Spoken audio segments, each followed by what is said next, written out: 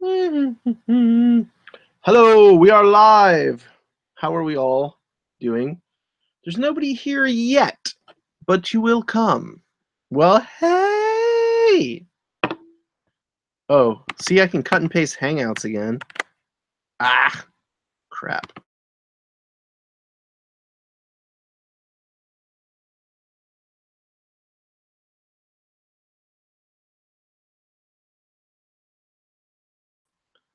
Paisley. Yeah, you're fine. Primp, preen, do all that nonsense. Do all your primping and preening. So, we were talking on YouTube. Paisley, were you watching on YouTube or no? Good to see you. It's good to see all of you. I'm drinking some beers tonight. I'm having a Starburst IPA from Ecliptic Brewing. If you haven't heard of Ecliptic Brewing in Portland, Oregon, this is one of the finest beers ever. I'm not really an IPA fan, but this is really, really good. The only drawback about its deliciousness, and maybe people won't really argue with it, is like almost 8% alcohol by volume, so can get a little weird. Anyway, any beers I drink are pretty much locally made beers.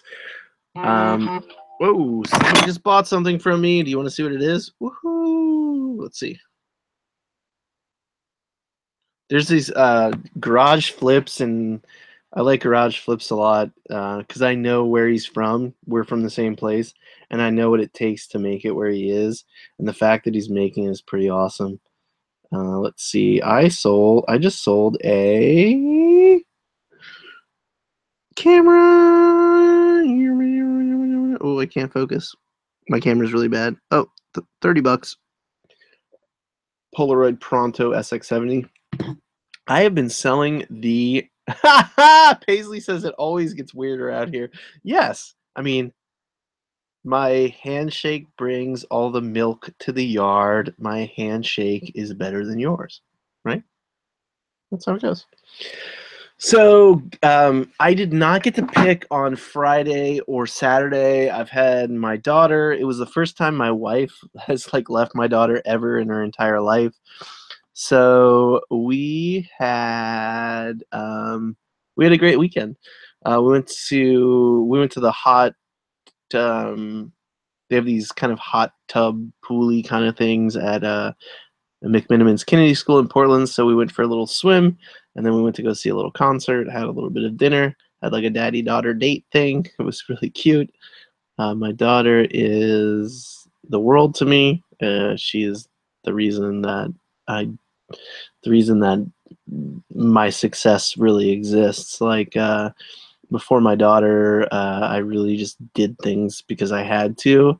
Now I just do things because I want to, and I want to succeed and be the best I can possibly be. So she really drives me to be better in a lot of ways. Patience being one of them, income being another one, organization being another one. All of those things. The masked flipper is here. The masked flipper. Are you always masked? So if people don't know about this show, the format of the show is really interesting. Usually we have a guest, and the guest and I, and usually Jacob from Portland Pickers, will just kind of pick their brain for a while, and then we do an open forum. That's the link. You can come in and talk. Tonight we're going to kind of, I'm going to screen share, and we're all going to do like a group discussion about estate sales. Kayla, like the last time we did this, Kayla from Hazel Hearts Vintage, she saw like the craziest stuff that I just never saw. And I was actually, when I went back and watched the video, I was a little bit ashamed that she was just so much better than me. So I have to practice visually and really look at the pictures a little bit better. I'm often hyper focused on specific things, and that hyper focus sometimes means that I miss things that are much better. So, there's a picture of a Gucci purse, and there's like all this other crazy stuff in the background, and you're like, I want to find out about that Gucci purse, but you're missing you're looking at 10% of the value because that Gucci purse is probably fake anyway. And the other 90% of the value is like in the other items that are in the pictures. I apologize for my really bad haircut. I haven't gotten a haircut since April. I'm balding. So, you know, I apologize for my horrible haircut. I don't apologize. It's just really bad. I usually wear a hat. Oh, wait, I have a hat here. Here you go. I have this bro hat. You guys ready for this bro hat? All right, let's do bro hat. All right. So now we have a bro hat and we're all good. So I was waiting for Jacob at Portland Pickers to come in the chat here, but I think I'm just going to screen share and then we can all kind of look at some estate sales in Portland. This is only part of them. So these are sales that started on Saturday and end tomorrow. So tomorrow will be half price. So the model here in, holy God in heaven, we've got the masked flipper.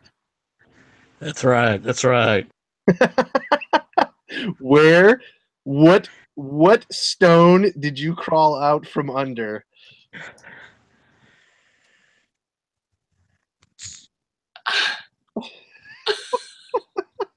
What? Love YouTube. Oh, there he is. No, your video. Don't put your video back on.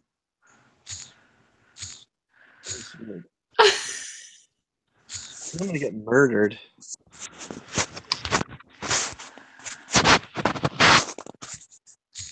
Oh my God, this is so weird. This is creepy.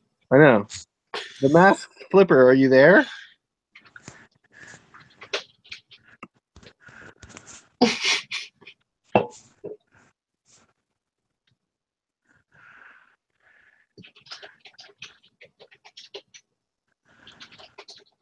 Corey, you muted yourself, I think.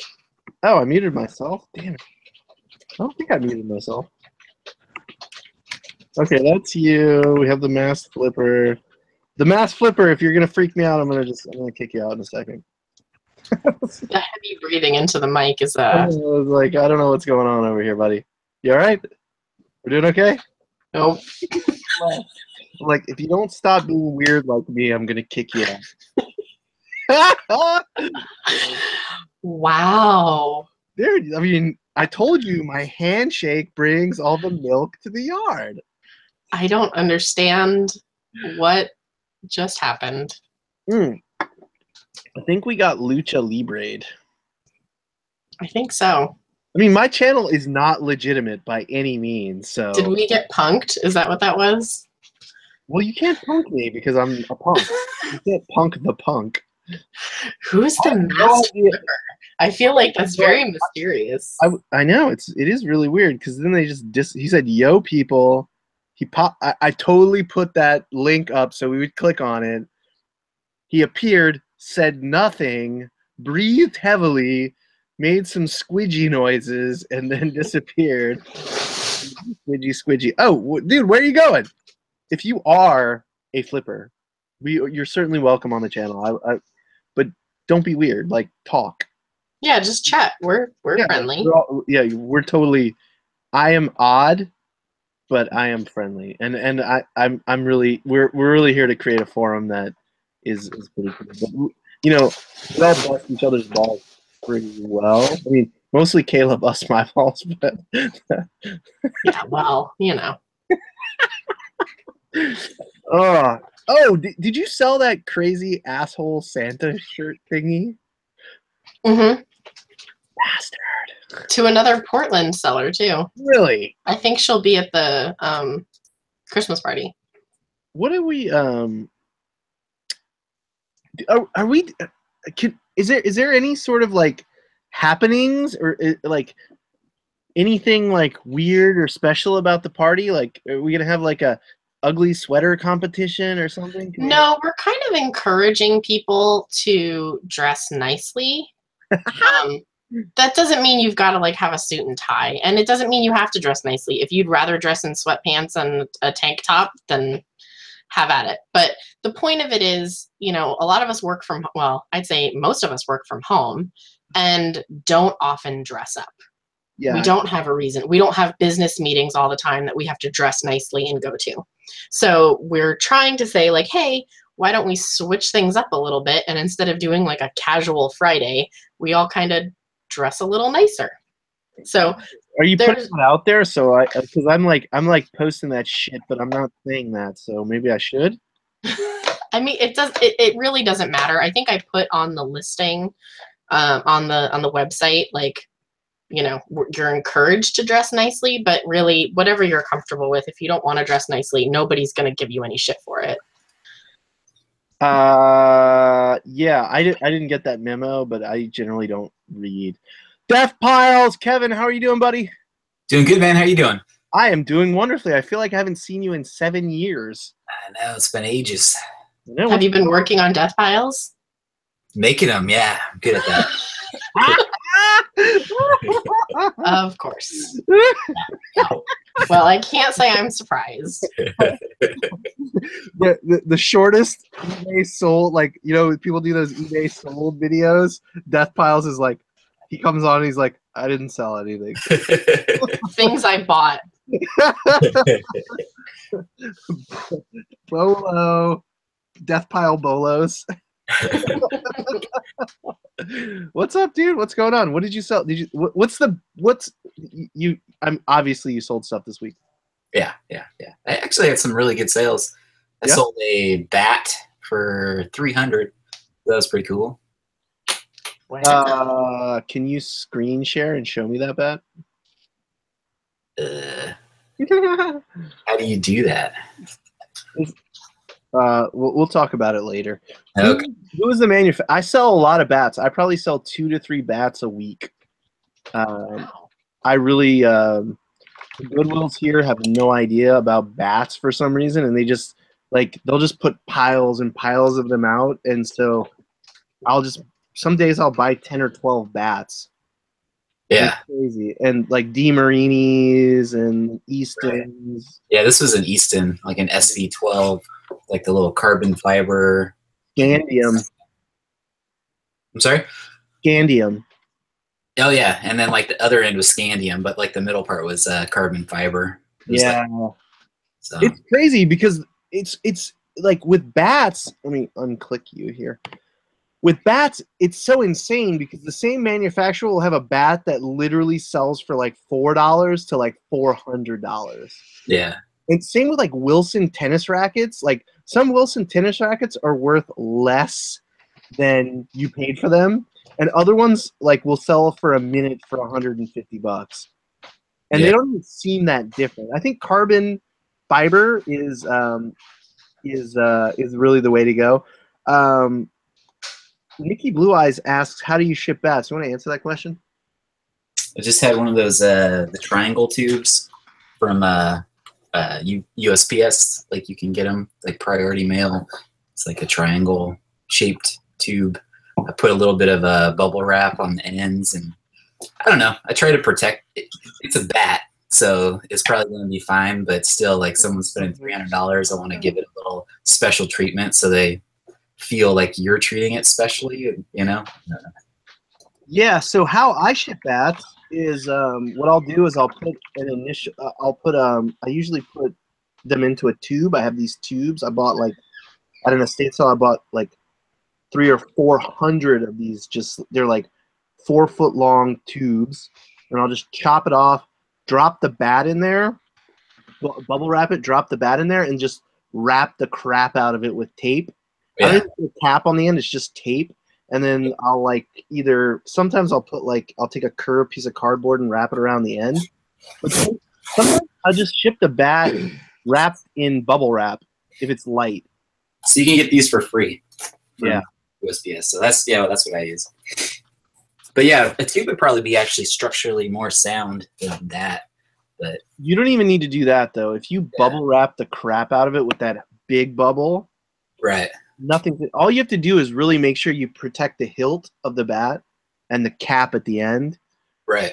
Because those are two things that, you know, if it gets crushed for some reason, something like that. But usually you're okay. I mean, this shipped for like $8 or something like that. It's crazy. No way. Then it must have been going to the West Coast somewhere because you're in California, right? Exactly. Yeah. So it was probably going within California. No, 1 to 2 pounds. it's like Texas or something like that. Well, maybe. $8. That seems too. Did you have your dimensions correct? Yeah. Dimensions don't Okay. matter on priority. It's crazy. Like you can ship like a 4 foot long. It's like the dimensions are crazy. Yeah. Because like it was like that same day I sold a Bible, which is like tiny, and they wanted to like it was like $16 or something like that. It was like You can't send the Bible media mail. well, they paid for priority, so. Oh, okay. It doesn't go in a padded flat rate. No, it didn't fit a priority. It didn't fit. Oh, damn. Flat rate. Once you get past the Mississippi River and it's over 2 pounds, you get pelayed pretty hard. I mean, it starts at $9 and then it goes up to infinity. It seems like sometimes. Yeah, it was like a tiny Bible, and I had it all packed up, and then it just ended up being cheaper to throw it into a medium flat like box. Wow. Stupid. That's All crazy. this extra dimensional, shipping. I never use medium or large flat rate boxes because I usually get they usually don't make sense because like dimensionally the things that I ship don't weigh that much, Right. and usually if it does weigh more it's like larger. So I would say in the last year I've shipped 0 large flat rate boxes. I maybe have done like 1 or 2 flat rate, but I do a couple medium flat rate for shoes. Occasionally, if they don't fit in like the shoe box, sometimes I have to upgrade to like a medium flat rate, but not often. Regional box A and regional box B can be really great discounts. Yeah, I always forget that those are actually priority, right? Yes. So like I never like think to see will it fit in there, and but yeah, because I usually have like priority mail like tacked onto everything because I just love having boxes, not having to source them and just find what fits best. I live in an apartment complex that has they're not apartments, they're like condo. It's a condo complex, and it's like townhouses, and it was built in the 40s, late 30s, early 40s, and it doesn't have that like apartment-y feel. They're like townhouses. Like there's these basements, and then there are 2 stories on top. And because of the volume of people that live in these 2 little blocks, on any day I can usually find like 20-30 boxes. Yeah, Mostly Amazon boxes. So I have seriously like 100 boxes. It's like I go out there every day and just like pick the boxes off the top. and Amazon boxes are actually really good. I feel like their sizing is like perfect for like the USPS to like be right under them, the perfect like dimensions, because I feel like USPS boxes like they're just a little too big so that you always get bumped into like a higher range or something like that. Amazon's always a little underneath. Well, actually, I've seen some videos of some other resellers who say you can resize the boxes. Mm-hmm. I resize all the time, yeah. Apparently, I talked to the postmaster here in Portland. I have talked to mine also. And he's like, you can't do that. Really? You can, and you can even resize flat rate boxes, but when you do that, you now have to pay regular priority rates. You can no longer use a flat rate box at a flat rate price if you alter it. Yeah, so I'm watching these videos online of people are altering the flat rate size and saying you can do that, but actually you can't. And I even have a link saved to, I have to find it, to where it says in the manual that you can do that. I had an argument with a post office via the telephone who tried to charge my customer a large flat rate box price because I altered it. Yeah. And I said, no, it says in Article 7, line B, that you can do it, but you have to pay the regular priority rate. So it's actually in their book. I've printed it out and brought it to my post office to show my post people because I had the same problem. And they were like, oh, you're right. Yes, but you cannot still get the flat rate price. Yeah, that's correct. Yes, but Yeah. you can alter the box Yeah, and you use can it. totally alter the box, yes, but you cannot get the flat rate price. Yes, that's correct. But there's still plenty of times where I have wanted to use a large flat rate box because something fit in it, but I cut it down, you know, an inch or two, and then I was able to ship it cheaper via regular priority, Yeah. but use the big box, and that's fine. You are allowed to do that. I'll link it in the chat so people can believe me, since they say no, you can't. So much stuff with legal flat rate. Legal flat rate for me is like there's a pricing gap, there's a market gap, and it's only legal flat rate because it's crazy. You can take something that's like you can put up to 70 pounds in a legal. Yeah. I just use the padded flat rate because it's not that much more expensive, and I feel like, especially when I'm shipping something nice like clothing, I want it to present a little bit nicer than the legal flat rates that always kind of bend and fold weird. And I did it for a little while, and things just looked really cheesy when I did that. So I'd rather spend the extra, whatever, 30 cents or whatever it is. Not 30 cents. It's $1. From, what is it, $5.95 to $6.30? No, $6.30 is legal flat rate. No, well, not on eBay. I pay $6.30 for my padded flat rate, and I think it's $5.95 for legal flat rate on eBay. This is my discounted eBay price. I know. I get the same discount. Yeah, I don't know what like the retail price is, but I'm about to find out. I pay $6.30 for a padded flat rate. $6.30 for a padded flat rate. Spent $6.10. How is that possible?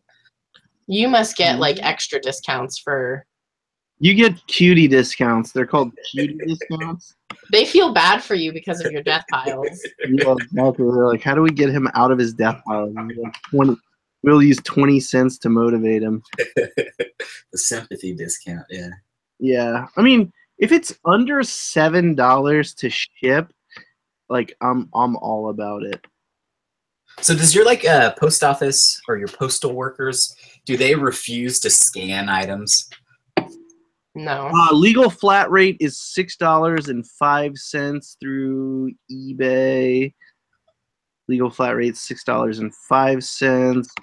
Padded flat rate is, yeah, you're right, $6.30. It's a quarter. Cool. Yeah, for the quarter, I'd rather. Yeah, you're right. Oh my God. I have to share something really exciting.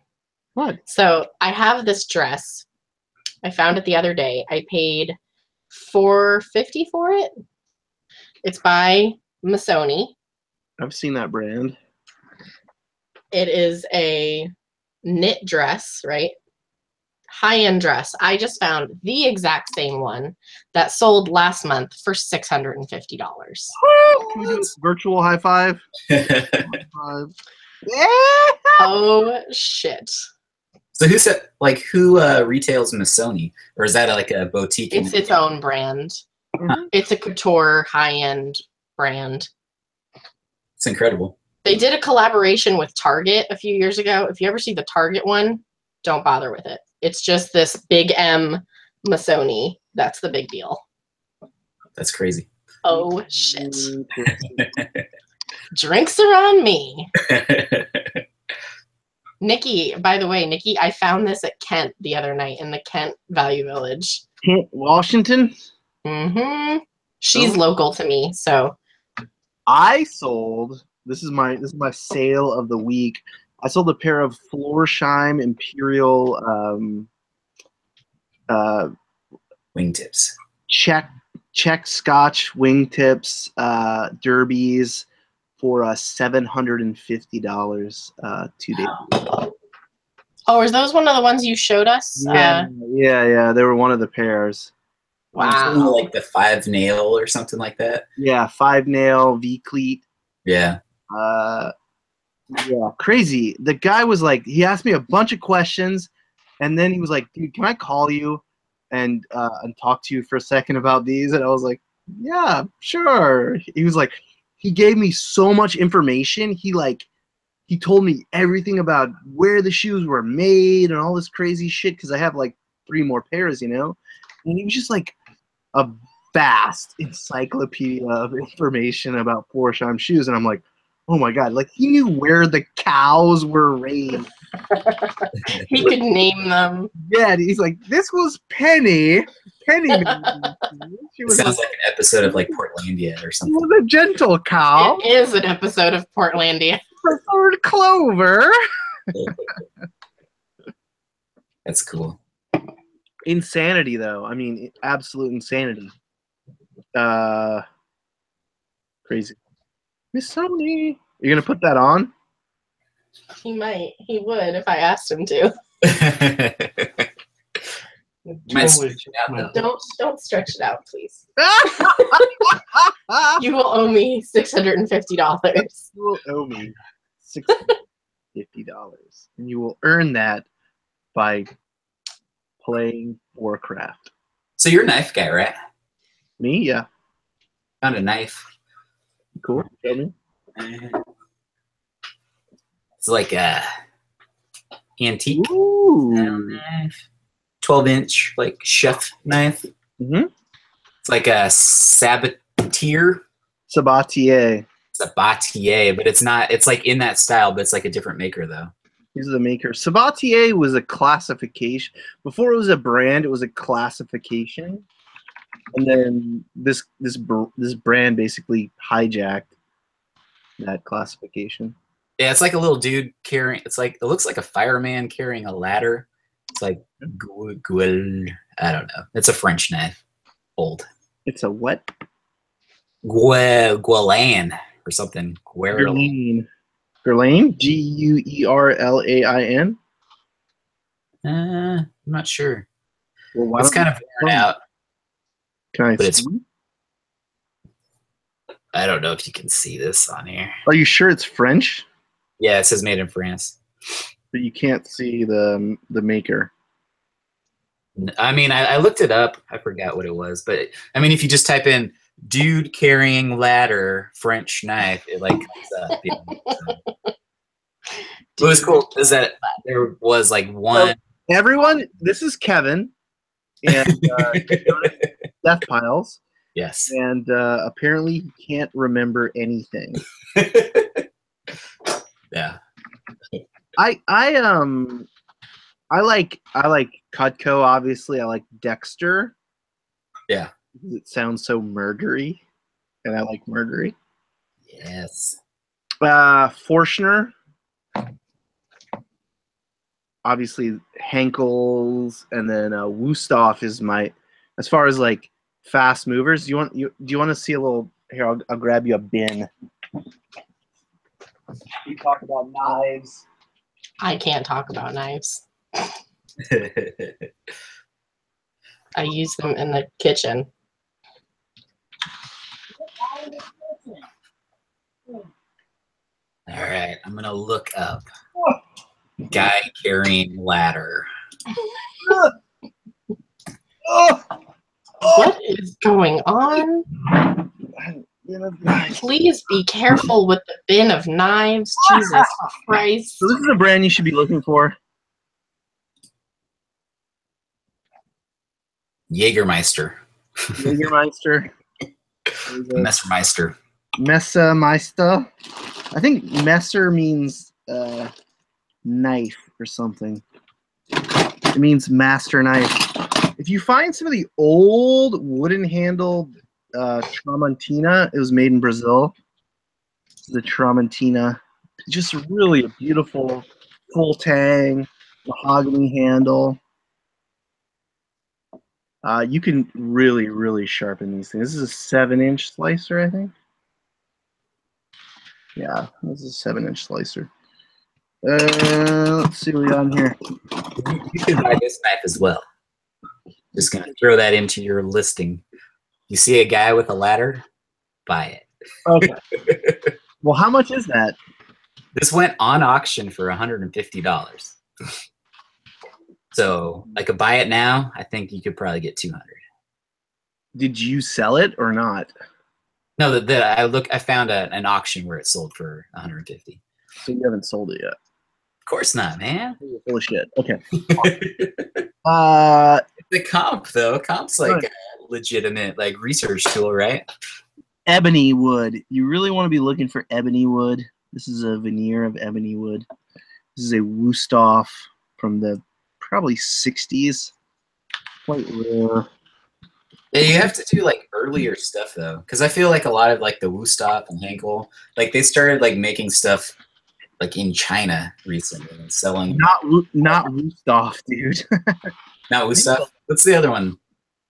Henkel does, yeah. Yeah, Henkel makes stuff. They started making stuff in Spain and then China. Yeah. There are some hollow ground. So this is a brand called Persona. I'm serious. Like, you could cut through a car with this thing. This is one of the sharpest knives I've ever seen. It's got this sterling silver on the back. And, I mean, this thing is, like, too sharp to even touch. It's cool. Razor sharp. I also saw a lot of, I really love these old, this is, one of the most amazing brands you'll find, and some of the higher priced knives is Foster. I have it locked on you and not on me. Foster Brothers. Foster Brothers is like it was made in the Western United States. Back when you could actually purchase their stuff, this was a very, very, very high investment. Like, $200 in the 1930s. That's a lot of money. Basically $1,000. This cost $1,000. Right. So it's very rare to find. Here in Oregon, what you can really find that's pretty amazing is Gerber is based here in Oregon. Yeah, you showed me those last time, and I didn't realize that they had made like kitchen knives because I knew them as like a hunting knife. They made actually two types of kitchen knives. I think I have them both here. One was the Dreazik. It was called Dreazik, and this is part of the Dreazik line. And then they made a line called Kitchen Proof, which is funny because I don't know why it's kitchen proof. But even like Gerber like watered down its brand too. Dexter knives look like they are serious. This is a Dexter knife. Those are amazing. Brass with conwood, usually conwood, and very high carbon steel that you could cut through a bus with. I mean, this stuff is crazy sharp, and it's high carbon, so it really doesn't rust. You can see it like gets a patina over time. This is probably 1920s. It has some defects, but you sharpen this thing up, and you can really have a party with that thing. Anyway, that's a big bin of knives. Are those all your listed inventory? Yeah, those are all listed, and I don't know what really happened with knives on eBay, but I could sell a dozen knives a week, and they moved fast. And for some reason, maybe the competition is higher, or used knives have really gone out of fashion, or maybe it's my pricing. I'm not really sure, but my knife sales have really, really slowed over the last year. I'm not as focused as I was before either. I had somebody return a Cutco knife because it had a scratch on it, but they have a lifetime warranty. They could have just sent that knife to Cutco and got a new one. Have you ever sent it in yourself before, like selling them? Absolutely. Oh, did we talk? Oh yeah, did we have a whole knife show? I'm amnesiac. I'm an amnesiac. Yeah, I used to sell Cutco knives. I generally don't send them back if I'm selling them on eBay. It just doesn't seem like. I would rather just give somebody a good deal to do it themselves. Yeah. Anyway, where'd you find that knife? Did you find any other knives at that sale? Where did that come from? That was at a garage sale. Just that one knife, yeah. Has the weather been good for garage sales? Yeah, this week it's really good. Last couple of weeks. I mean, it rained during the week this week, but I think like my area, it's kind of year-round garage sailing. It's pretty good. Poplar Picker in the chat also says that she has noticed a decline in knife sales on eBay too. Interesting. Anyway, so the focus of this show was to look at some estate sale stuff. Do you guys want to look at some estate sales and kind of poke around a little bit here with me? Let's. Sure. Where's Jacob? Wasn't he supposed to join you? Yeah, but I'm not going to wait any longer for him. He said he was, cannabis is legal in Oregon. Gotcha. Okay, I'm going to screen share and we will look at some estate sales. So here is that's not it. Here is the first sale. It is run by Family Affair Estate Sales, which is a decent company. Let's see. What I don't think I like about this is that the first picture is a weird bed. What is that? What do you mean, what is that? Look, there's like some weird checkery crap. It's like they cut it. What is that? Huh? It's a bad PNG. Oh, no. It looks like a bed to me. That was weird. Something weird happened. I apologize. This website blows because why can't I go through the picture? Ooh, look, a bunch of cheap jewelry. Hella cheap. Is that a Tommy Hilfiger keychain though? Yeah, boy. I mean, I would grab that because it's probably like an easy $25 on eBay. Definitely. It might be fake though. Mm-hmm. Looks fakey. All things considered. All things fakey. Let's look at more fakey stuff. That might be fake jade because everything else looks fake. Oh, look at those fake Hummels. Oh yeah, Hummel figurines. They're coming back, baby. Dude, I was at this estate sale the other day, and this person spent like $7,000 on Ladro. Oh God, kill me. If you want. The clothes don't look. I don't know. Not that exciting. Weird, like velour shit. That velvety jacket, though, I don't know. Velvet is really in right now. So from a fashion reseller standpoint, I would be looking. But the mask flipper is asking if they should make another appearance. if you can come on and not like breathe heavy and like if you can like hold your breath or something and just like talk to us. Yeah, like we're here to like talk about what's going on. Ooh, look, the Dodgers. These, like, why would you have 5 of the same crappy radio? 4 of the same crappy. Why can't I count? What's that other radio up there? Which one? This one? Yeah. Is that like Sony or Bose or something? Yeah, I think it's not Bose. It's Sony. Most likely Sony. Sony or Panasonic. Based on the style, that's not really a desirable style at the moment. Tools. Look for Snap-on. Not allowed. I found a bunch of Mac tools, but my buddy who's a Mac tool expert is like, those suck. And then I was like, okay, I'm not buying any more tools. Snap-on though, man. Snap-on's good.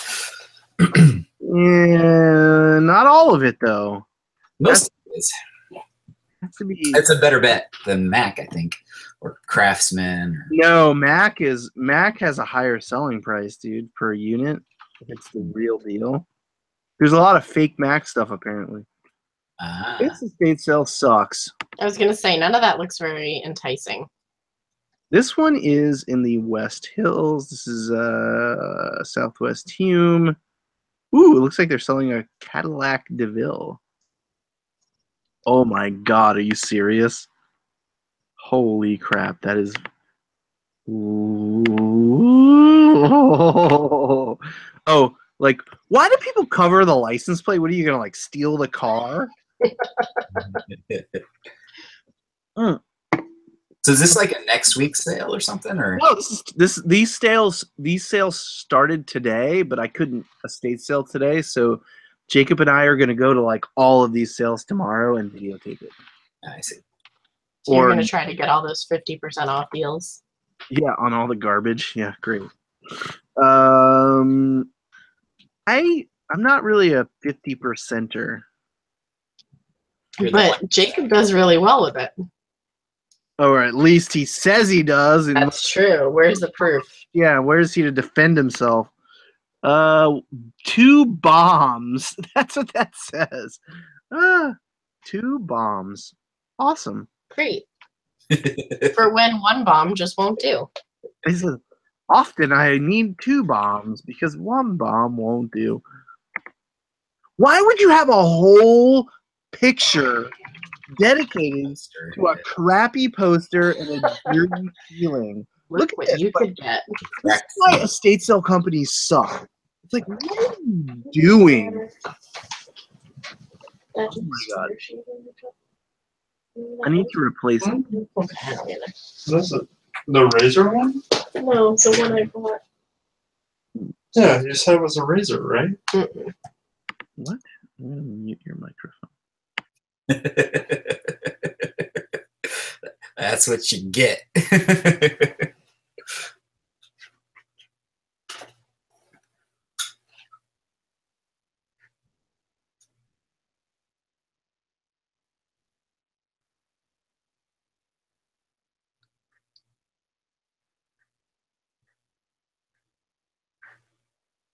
Did you mute yourself as well?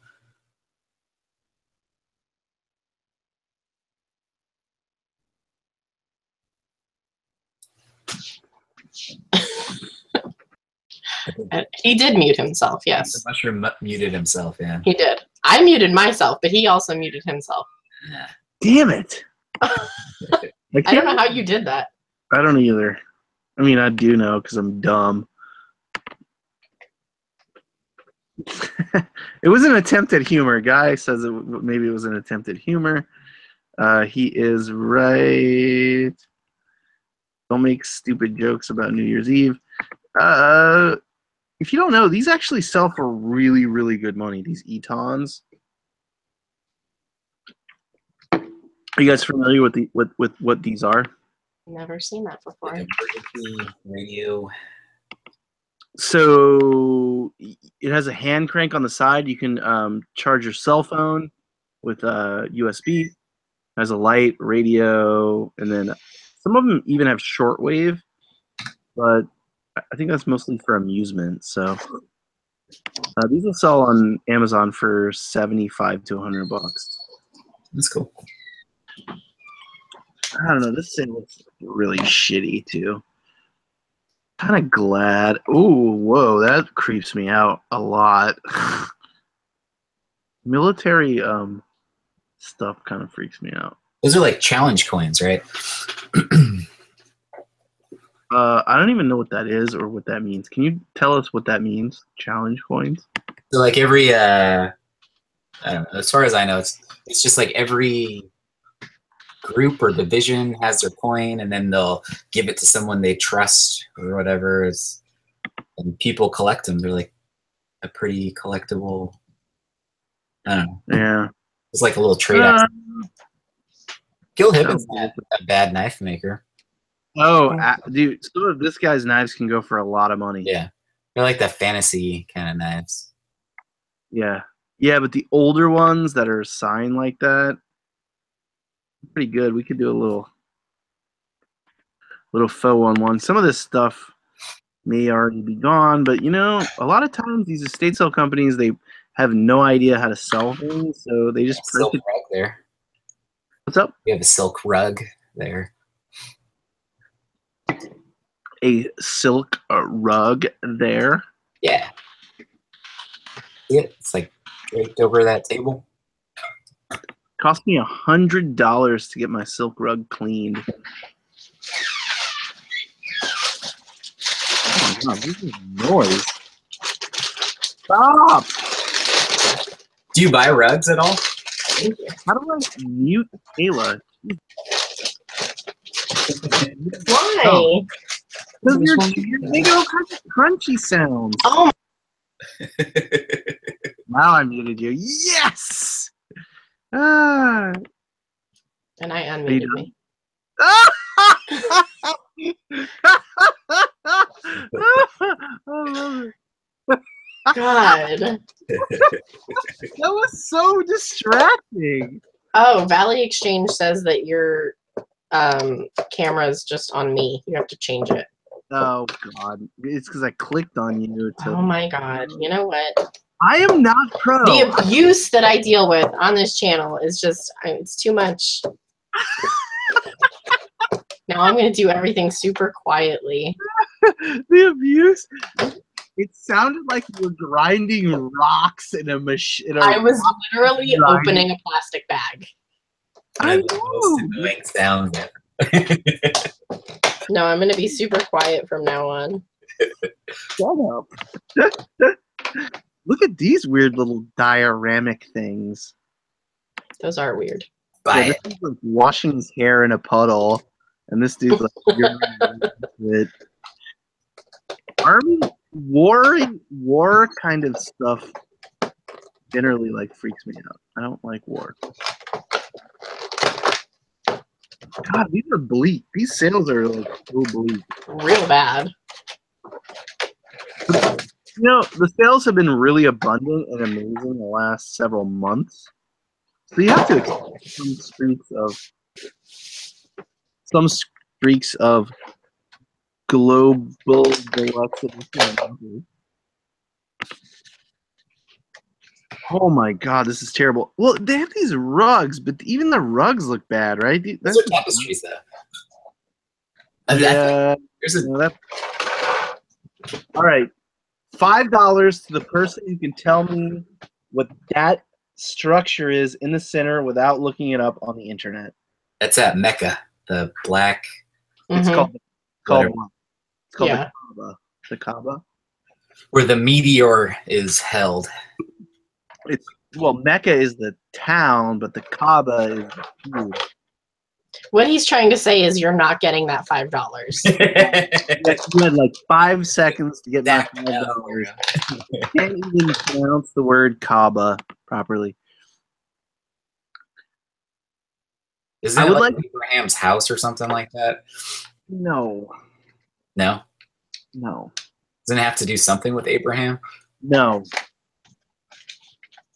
Abraham was the father of like the houses of Israel, and I think like I don't want to get into a debate about that.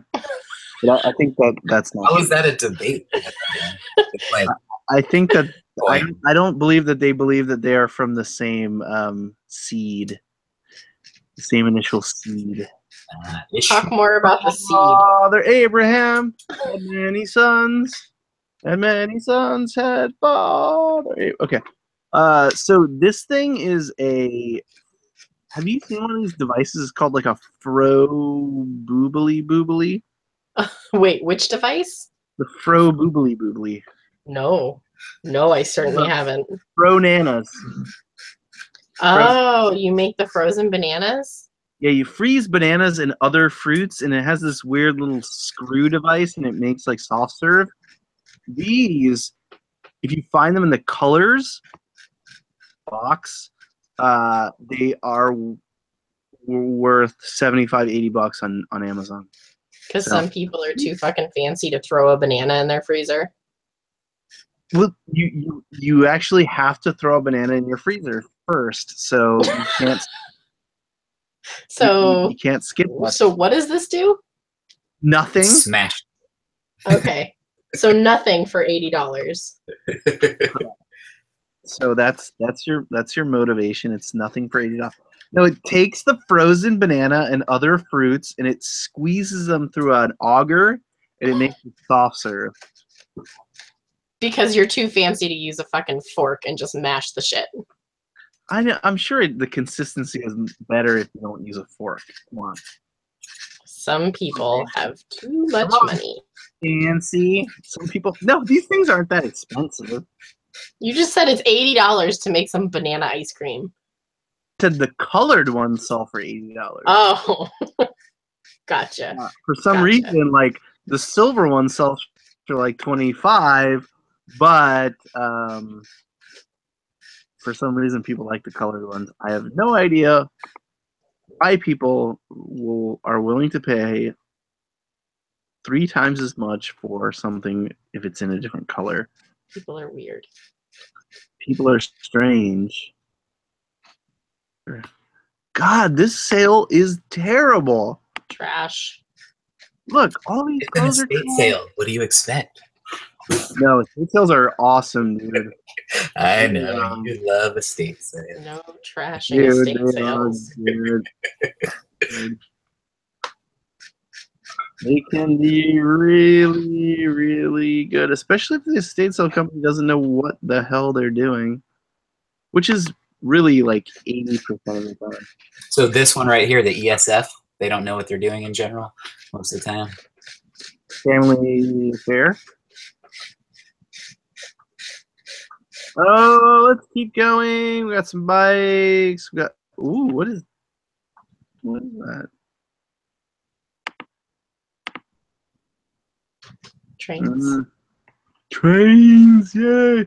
So I was gonna go out tomorrow and buy stuff, but I think I'm actually just gonna go to my office and work. Well, nothing here looks that impressive. So Nothing. And this is like a reproduction. It's not even an actual singer original. Yeah. It's a repro. Blah.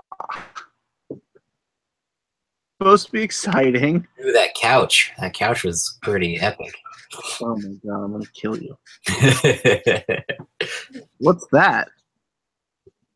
probably fake. I don't know. I mean, maybe not, but Let's let's see what else is in the house before I make judgment.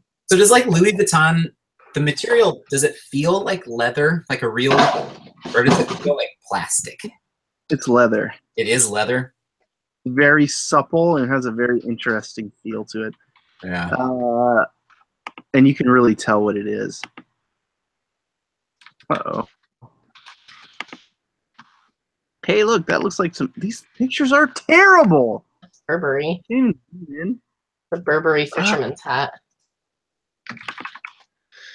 This one? Mm-hmm. Well, I mean, it's That's- Novacek, but it might not be Burberry, but... I found a Burberry scarf. I think it's fake. Do you want to... Can I show it to you? Yes. Mhm. Let me see here. Let me get back to the mushroom. Louis' wax canvas. I don't know what you're talking about, Krillin. Have you sold some Louis Vuitton? Every Louis Vuitton bag I've sold is leather. Okay, now that is loud and annoying. If that's what mine sounded like, I apologize. It was like 800 times louder than that. It sounded like somebody was killing every cockroach in the world. I'm for real. Like,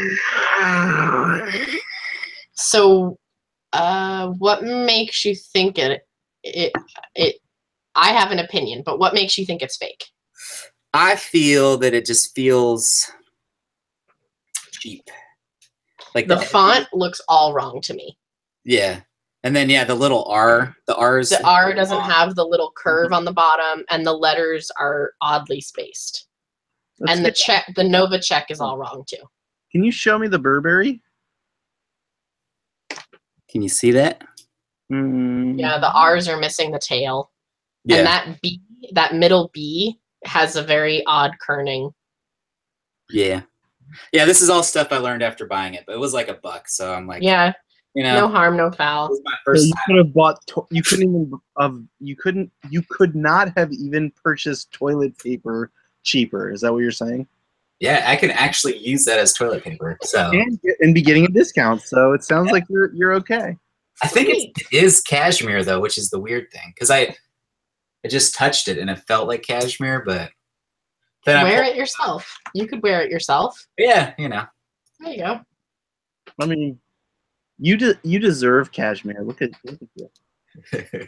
Maybe I should wear it right now. Yeah. Put it on. Come on, let's go. I could do one of those hijabs, right? Hijab, is that the right word? Burberry is. I'm gonna present you both with a really interesting piece that I feel is Burberry, but Burberry used to be Burberry's, right? You know that, right? Up until like the Yeah. 80s or something. Yeah. Yeah. And in the 40s, I think it was pre German occupation, so like pre 1946 or something. Burberry, it was Burberry's at the time, but it was produced in Poland, right? And then after German occupation, it changed because it's a British company, right? So I have a piece that's really interesting right in front of me. And there's a couple things that are really weird about it. One is that it doesn't. Well, one is that I bought it for $1, but two is okay. So the stitching is like really amazing on this thing, right? I mean, it's just like it's really, really tight, double stitched. Can you see that? Yeah, kind of. Can you show the whole thing? Yeah, I will in just one second. I want to show you because I want to show it piecewise, and then I want to show you the whole piece. Are those leather buckles? Yeah, leather, and you can see the wear on them. Yeah, the leather looks good though. Beautiful. It's beautiful. It looks like the shell of a bug. It's really pretty. So let's go. Let's keep going. Okay, so it's a trench, right? Mm-hmm. That's what they're known for, right? That's how they started out with the Burberry Trench. Yeah. The thing is, and even way back then, they were like, here, I'll just see if I can model it. Even back then, they were so high end that they were faked, okay? Even in like the 1940s and 50s, they were faked. That surprises me. That also surprises me. This thing is very, very intricate. It has. I mean, yeah. Oh, wow. Okay, so it has the size tag. Has a size tag. It's this beautiful wool on the inside, and then you can see. Okay, that looks like real Novacek. Does it? I think so. Okay, because this would be the first iteration. Now, it's got buttons everywhere, and it's heavy. And, Do the buttons have anything on them? Feels like silk. If it's real, it probably is. Yeah. So I'm gonna put it on because it's fucking badass. And the buttons are. I mean, this is an old jacket. I didn't know if they did any kind of engraving on the buttons back then or not, but that's what I read. And like, so there's pockets. I mean, it's the tailoring is amazing, and I just can't believe it smells old, but it's clean. You know what I'm saying? Like when something's old, but it's still clean. It has the smell of age, but like it's not disgusting or anything. You know what I'm saying? Like I haven't laundered it, but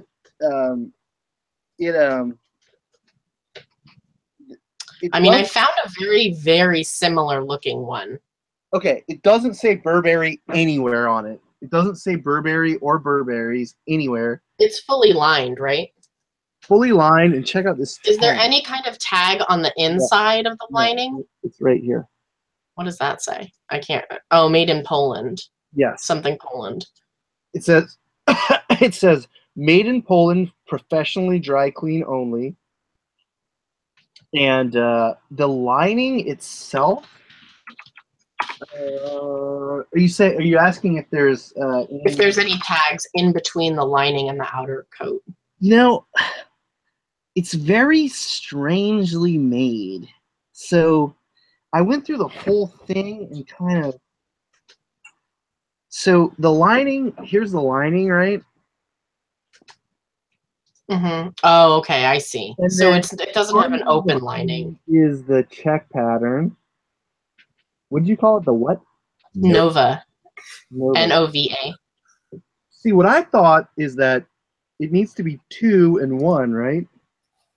Yeah, it does look like there's extra stripes in the middle there. That's what it looks like to me, too. I'm trying to look up a comparison. The oldest pattern is more similar to this. But so it's crazy because so there's like the original see this? This is like the original hemming tag, like it was a sample or something. You see? Like this could really be something interesting. I don't because I can't verify its authenticity. I don't have it for sale, but the ones that are authentic that are similar to this are like crazy money. Crazy money. 12, 13, 1,500 bucks, like all day. I found a lot of people like wearing them, but not a lot that I could inspect better pictures. It's just like the detail of like how you see like this little strap on the front. There's like buttons that strap this piece on, and it just doesn't seem like a rifle carrier or something like that. Like they borrowed a lot of stuff from military like uniforms. Correct, and they made they made them for the military. This is a Burberry military uniform from it's pre-World War II, I think. Why do you think that? Just curious. Because it says dry cleaning. Did they dry clean back before World War II? Yeah. Yeah. So that's one thing that seemed weird to me. The quality. I mean, if you look at the number of stitched pieces on this thing, it's like there's like 100 different stitched pieces, and I just don't think that you would go that far to fake it. I mean, here's like a flap, this is a shoulder flap, like maybe you would put like I don't know, your some kind of regalia on, but it goes two ways, right? So check this out. So the button folds out this way, but then the piece actually goes through, and there's a separate button on the other side. So I just can't believe that it's fake. It's such a beautifully. I mean, I've never seen a piece of luxury clothing made this well. So how would I ever see a luxury clothing made better? It's very peculiar. So and I would guess that it's probably not an actual military coat. I mean, I could be wrong, but like dry cleaning, as far as I know, was around in the 40s, but really wasn't like a commonly used thing until like the early 50s. It wouldn't have silk lined sleeves. Yeah, it's a little fancy pants. I mean, no, officers drank cognac and like pissed into champagne. You know what I'm saying? Like a different world. True. This is something I would post pictures on Instagram, and there are a few people that I can tag that know more about this than I do. Yeah. Yes. Have you found some real Burberry, Kayla? Yeah, I actually found a gorgeous leather moto jacket that I paid up for. I paid about $60 for it at the thrift store, but I sent it into the Real, and they just priced it at $525. That's awesome. And it's not vintage. It's probably from within the last 5 years or so. But so I sent a sweater to them too, I think.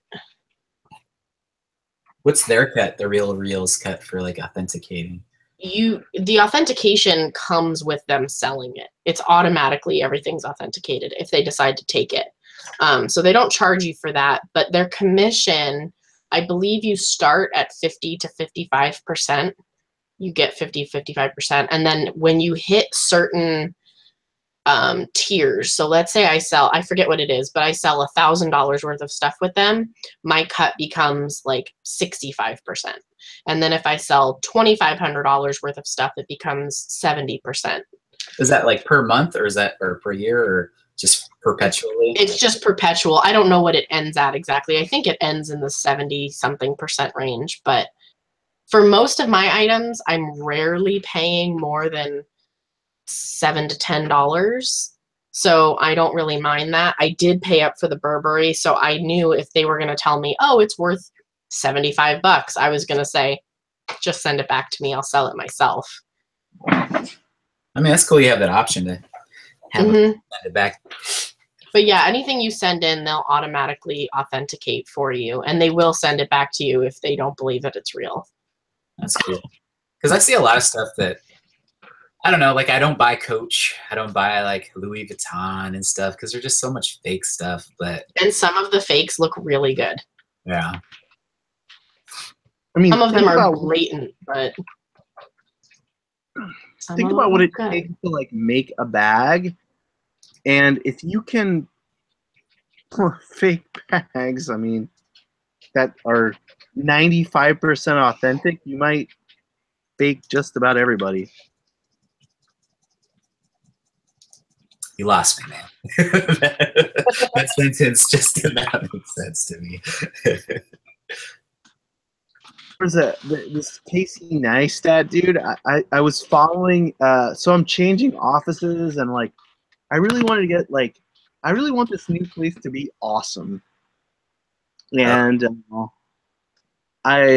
he changed his office, and he has like this really crazy method, and I was kind of like gaining some inspiration. And then I was watching some, like doing some things, and letting the reel go, and he had this fake Louis Vuitton Supreme bag. And he was just like throwing it around and throwing it around and throwing it around the whole time, and I was like, holy shit, that really looks real. He got it faked in like Chinatown or something like that. Yeah. Like Oh, did you $40, see that? yeah. Yeah, because I mean, really, when you really think about it, like, what separates a Louis Vuitton bag from any other bag? Depends who you ask. Exactly. Do you own any Louis Vuitton stuff? I could not care less. Have you found real stuff? If I have, I don't know it. I don't touch it because my thrift stores and estate sales, they mark it up like crazy. And like I said, some of the fakes look so good, I can't tell. So I'd have to drop 20, 30, $40 on something that is probably fake. Yeah. See, my I world's a mean, little differently because I see it for like $1 and I still don't touch it, but I'm Yeah. risk. I don't know. Yeah, I mean, so some of the authentic Louis Vuitton stuff that I've got. So there's an estate sale that happens. It's a series of garage sales that happens up in this crazy series of neighborhoods in the wealthiest part of Portland. It's kind of like outside of Portland. And I was talking to a lady who was having the sale. I bought some Longchamps bags, and I was like, "Hey, like, do you have any like stuff that that you don't want to put out for maybe the garage sale? You want a little bit more money for, but like, yeah, I have a bunch of Louis Vuitton stuff. I'll bring it out here." And she brings out like 5 bags, and I'm like, I'm pretty sure that she doesn't give a flying shit. Like, she's not trying to get one over on me. Yeah. This is a mansion, and I don't know what's going on. She sells me the bags. They're all real, and I mean, she sells them to me for pretty much dirt cheap. But that was one of the only, like, I bought a lot of fake bags, but I bought a lot of real bags too.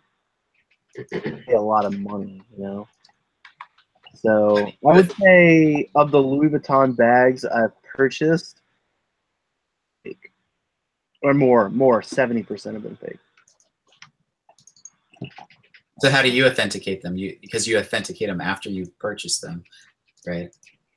Yeah, so I have a friend who works at a Louis Vuitton store here. That's cool. Helpful. Yeah. Very, very helpful.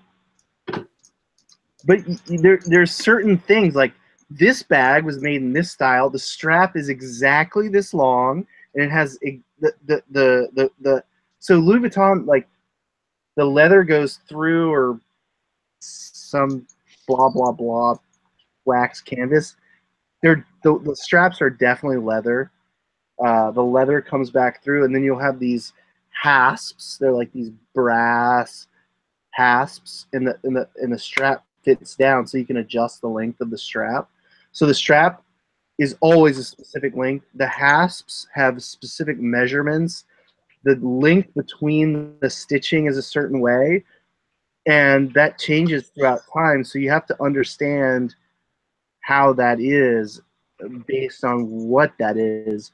Otherwise, like, you're gonna buy fake shit. Yeah. I mean, you really need to be an expert. There isn't even a lot in the States.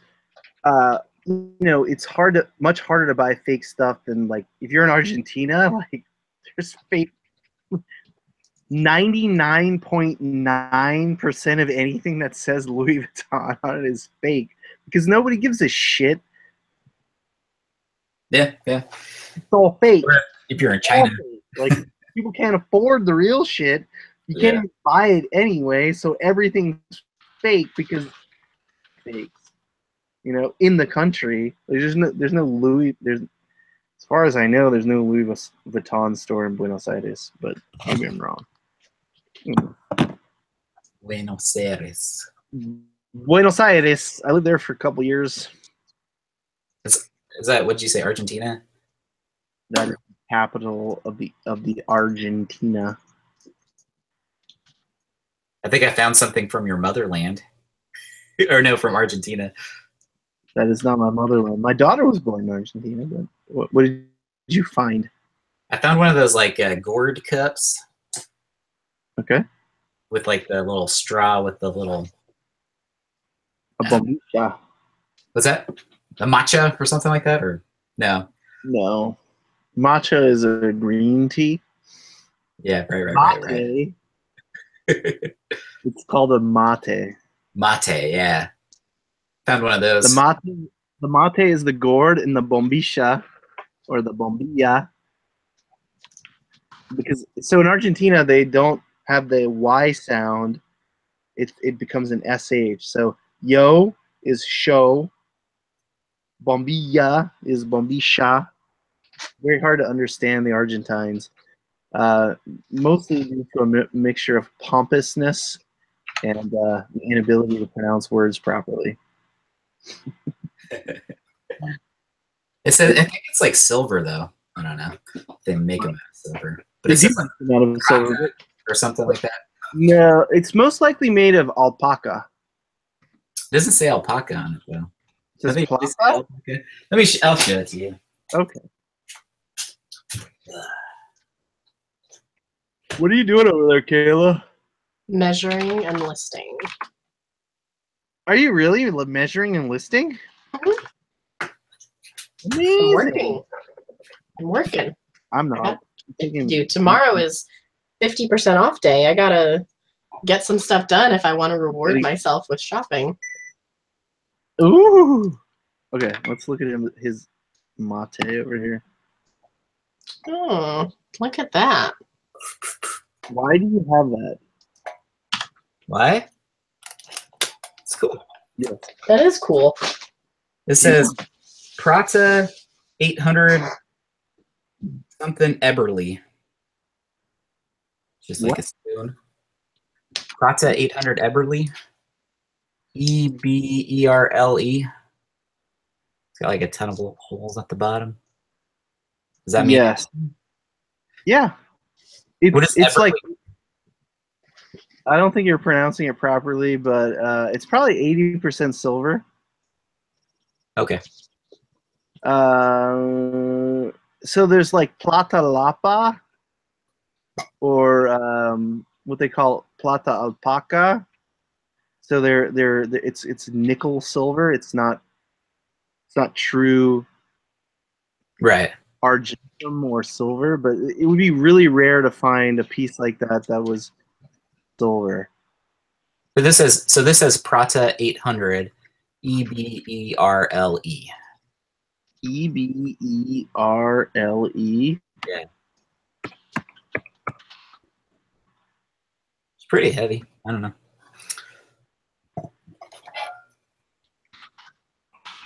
Got a little. That might be the company who made it.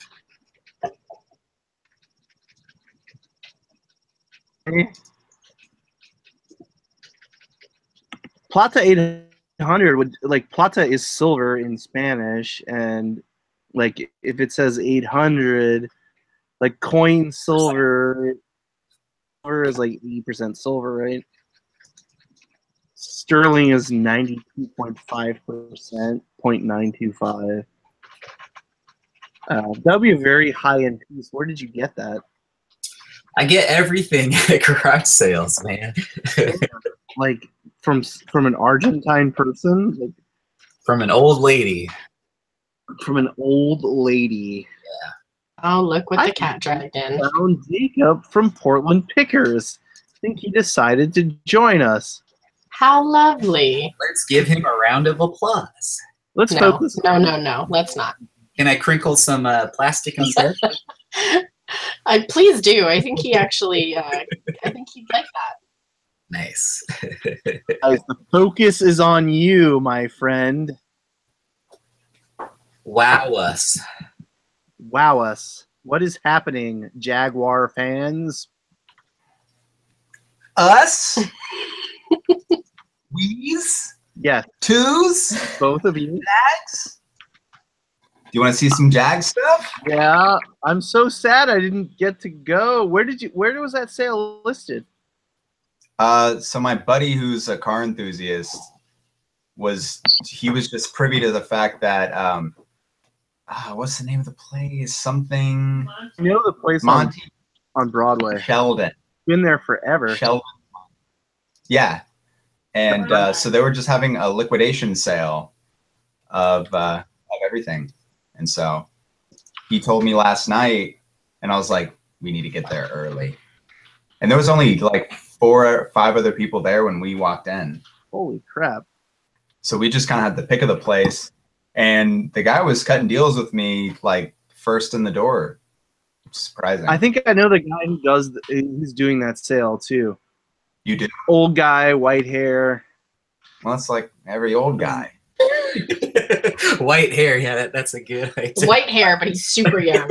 I mean, That guy, the white-haired old man. you're right. It is that guy. You're not wrong. He does closeouts for corporate entities here in Portland. He did the Nordstrom buyout. His pricing, I could kind of tell how you had the pricing done, but why didn't you tell me?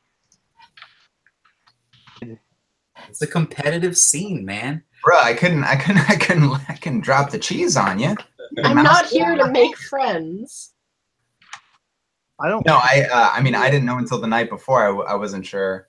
I couldn't have gone this morning anyway, so I'm just busting my balls. Are you gonna go tomorrow? Yeah, let's go tomorrow. So, I'm going. what stopped you from buying more than you bought? Just I had a feeling that tomorrow there's still gonna be a fair amount of what I want left, and I'll be able to buy up like. Let's go in tomorrow and try to buy everything. Like, let's work together to buy everything. I mean, that was my plan. So if you want in on it, it's a little. There's a nest. There's a nest right here, and you can be in that nest. You can fly under my wing, and you can. Jaguar stuff sells really, really well. It really does. Like some of the best sales are Jaguar accessories. There's a lot. So there's like. How much did you work for those steering wheels, by the way? What? You had some pictures. There were some steering wheels. How much were the steering wheels? The Jag steering wheels were $50 a piece. Did you buy them? No. Did you look at comps? You know, it depends on the model, but very, very dependent on model. They're like in the 60 to 80 range potentially. Maybe 120. I just felt like I'll wait till they're half off. Maybe do a deal or something. Yeah. Cut it. Well, let's go tomorrow. Yeah, I'm gonna go bright and early, and there's What time does it open tomorrow? Huh? What time does it open tomorrow? It opens at 9. Cool. I'll be there at 9. But I'm thinking 8:30. I'll be there at 8. You'll be there at 8, won't you? Leave at 7:30. You little viper, you. Yeah, me. I'm like the most competitive guy in the market. But yeah, there's probably going to be lots of cool stuff. There was some cool shop signage that was Jaguar related for holding tools, and they had 15 panels, and they were asking 150. You know, a deal the first day, but then you have to store 15 panels, which you could actually do pretty easily now. Yeah, well, you could actually have done. Oh, Damn. Be able to live that down. collectively oohed. YouTube collectively oohed me. Oh, dude, today I just like pressure washed the entire outside of the building and like awesome. The downstairs space, like Erica, I know that you found the light switch, but like because you're smart, but like it took me 3 weeks to find that light switch. Okay. You're welcome. You're welcome. I asked Jacob if he could tell me where the light switch was. He just never responded to the text. I was like, "You're gonna have to find this on your Oh, own." he wouldn't let you tell. He didn't tell me that. That's It was on the ceiling. He's kidding. Oh. On the fucking ceiling. I'm not kidding. I asked you where the light switch was. You just never answered me. What a dick. Maybe I thought it was like euphemism for something, you know? I was like, "Oh, where's the light switch? I'll show you the light switch." You ask Erica where the light. So wait, I asked Phil. I was like, Phil, how did you turn the lights on down there? And he's like, the nice lady who was with Jake found it. Find the light switch himself. Oh my god. The nice lady. So I figured he was talking about Jacob. The nice lady. The nice lady. I will show you the text where he says the nice lady. Well, that's nice of him to say that about me. Also, Ace's estate sale in Vancouver. That's one to hit. What? Ace's estate sale in Northeast Vancouver. Can we estate sale together tomorrow? I proposed this before, but can we work together tomorrow? Hand in hand? And then film it for the channel. I don't want to touch you, but I will collaborate. I mean, I don't blame you, but just for the video, say you will. He doesn't want to touch you. He wants to be touched by you. Oh. Can you feel my heartbeat when I'm... Do I detect jelly on this peanut butter sandwich? I'm so jealous that you went to that Jaguar sale without me. God damn. I know when. So I was on the Instagram when you like messaged, and I was like, "Uh-oh, we made a mistake. We didn't tell Corey." The irony of that whole thing is I couldn't go. My wife was in LA until like roughly 2. So I had the child. So, you know, yesterday and today I realized how much my wife contributes to my success. Uh-oh. Yeah. Well, she gets all my money. So. Okay. Say that again. She gets all my money, so it doesn't forget. I just give her all my money. I mean, that's how it is. You know? I got a tenant for the office. Oh, nice. Graphic designer. Pretty cool. And then the downstairs space is still available. Dude. Someone needs to snag that. It's a screaming deal. Well, it's not a screaming deal because I don't have it up for rent yet because a friend, well, an associate of mine is going to like do the whole clean out and then we'll do it. But the first thing I want to do was get the room rented, you know, and get the exterior is like, dude, oh my god, the amount of like dirt that was on the outside of the building. I went through today and scrubbed the exterior of the building, and it was just like, damn. It was like filthy. It was just like filthy from like no one ever doing anything ever. I believe it. But yeah, everything's shaping up pretty good, and then I will have like racks and everything. I'll have racks going in hopefully starting Monday or Tuesday. Wait a second. Have you already bought racks? Have you already purchased racks for the place? I'm gonna use the racks I have here. Oh, Dude, the Jaguar sale has like racks. insane nice storage racks. Okay. That would just be like cool vintage racks that you could load up in the shop. Yeah. Well, I want them to be. Are they better than these? No. I would say that they're comparable, if not better. I'm gonna Just- say no. Wait, what? They were like all jank, like bent. They're like the old like automotive Yeah, part shelf. but some of them were like bent and.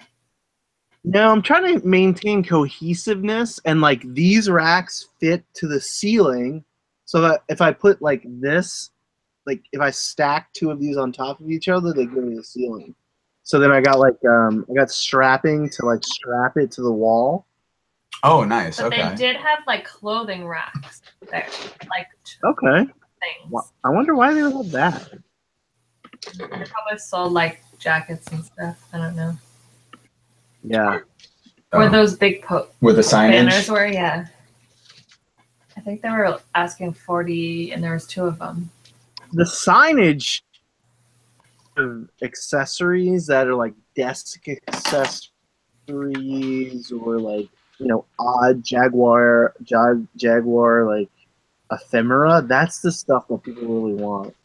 We like hard to have you kind of looked on eBay on like what people are buying when it comes to like Jaguar ephemera? It doesn't. I mean, at least that stack of posters that I got. There's no comps for those. I can't even. You haven't shown me any of the shit that you bought, so I don't know what the fuck you're talking about. God. Okay. All right. So I got this whole box. There's probably 30 posters in here. For free. 30 posters for free? Yeah. Well, they were like, these posters are free. And Jay's like, I'm just going to take them all. And I was like, I think they just mean like one person at a time. But So there's these posters. Oh, dude, those are pretty. So it's the 1961 XKE E-Type Roadster, and then it's like flash forward to the 2001 XKR convertible. What do you think that says about Portland? Like, that Jaguar dealership has been there since like the 70s. Well, I think they just condensed because it looked like they were still keeping stuff in a different shop building. Okay. But what do you mean as far as out with Portland's the new? weird. Like, have you noticed the amount of like real estate that's on the market now? Holy There's- flying fart pickles! It is. What? Don't be laughing at me. I wouldn't dare. What? Ah! I'm gonna screen share a Zillow screenshot here. Wait, why what? are you yelling? What? What was the yelling about? Yeah, I'm not sure what happened between 2 seconds ago and now. There was some kind of activation effect. Core activation. Yeah, Has Corbin turned on? Is he on the on mode? turned on. Oh. As a general rule. Snacks happen. So yeah, I got those posters, and then Dude, look at this. Look, it looks like Portland has smallpox. Look, Oh my god. Those are houses for sale? I've never seen anything like this. Look at this. This is zooming out too. When I zoom in, it gets crazier. Yeah. I don't know if these are actually worth anything, but they're basically plate covers. So like this would be a license plate spot holder, and they come in 3 per sheet, and I grabbed just a thick stack of these, probably a little bit, probably close to half. And they were free. I just was like, I just felt like I should leave some behind. Oh yeah, because you're a generous guy. Not really. Shooter. And then there was just like this ad promo thing, Jaguar Enhance. You know, it's like a fold out. It says engage. Can you learn how to read, please? Oh, it does say engage. Well, you don't have to read, you just have to know how to type the letter symbols that you see.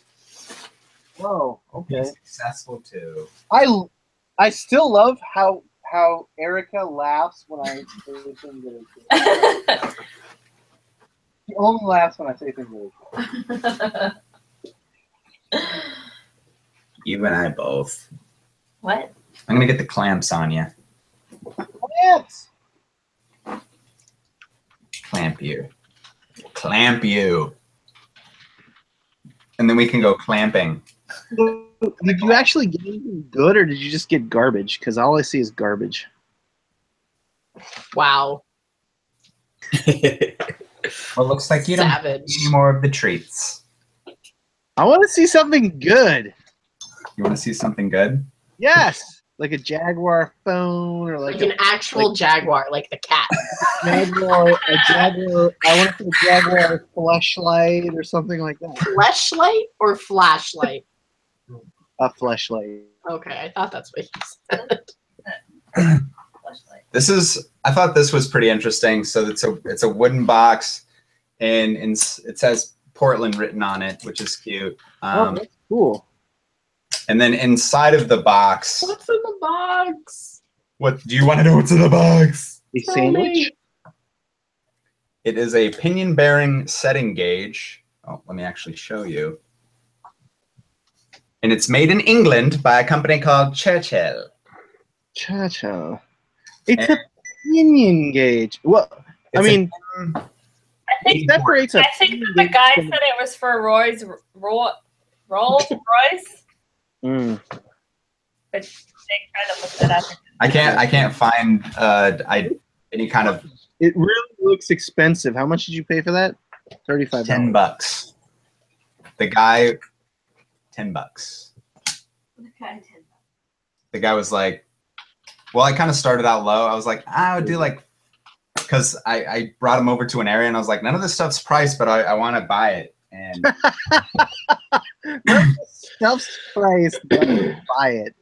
And I was like, so would you do 5 on this, 2 on that? And he was like, yeah. So anytime you do price suggestion, you kind of set the parameters for like how much money you spend as a customer. And it sets a little thing in their brain. It inceptions them. So then they're like, I better price things low to sell it to this person. Did you just say it inceptions them? Yes. What does that even mean? I don't know. Haven't you seen the movie? Just, you know. I tried to watch Inception like 9 times, but it was so stupid that I just fell asleep every time.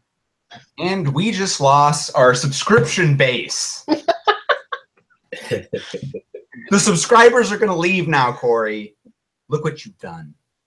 I mean, I'm not that Mentioned right now, Corey. I'm not that entertaining. That's why I need you here. Oh, well. You found a. Now we lost the other half of the subscription. Yeah, no, exactly. So Redeem us. So we looked at your Rolls Royce opinion maker.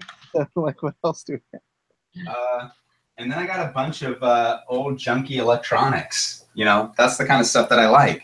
Yeah, I feel like your forte is trash. This is. I mean, all of ours is. So I tried to explain to somebody how I sold trash today, and they just didn't believe me. You're like, well, my friend actually does. This is a Lucas engine ignition analyzer. It's got a cool panel, a lot of switches. So I wonder if you can like bring somebody back from the dead with that thing. And we got a lot of free envelopes. let's try. I love free envelopes. That's It's like always my favorite. The first thing Corey has been excited about.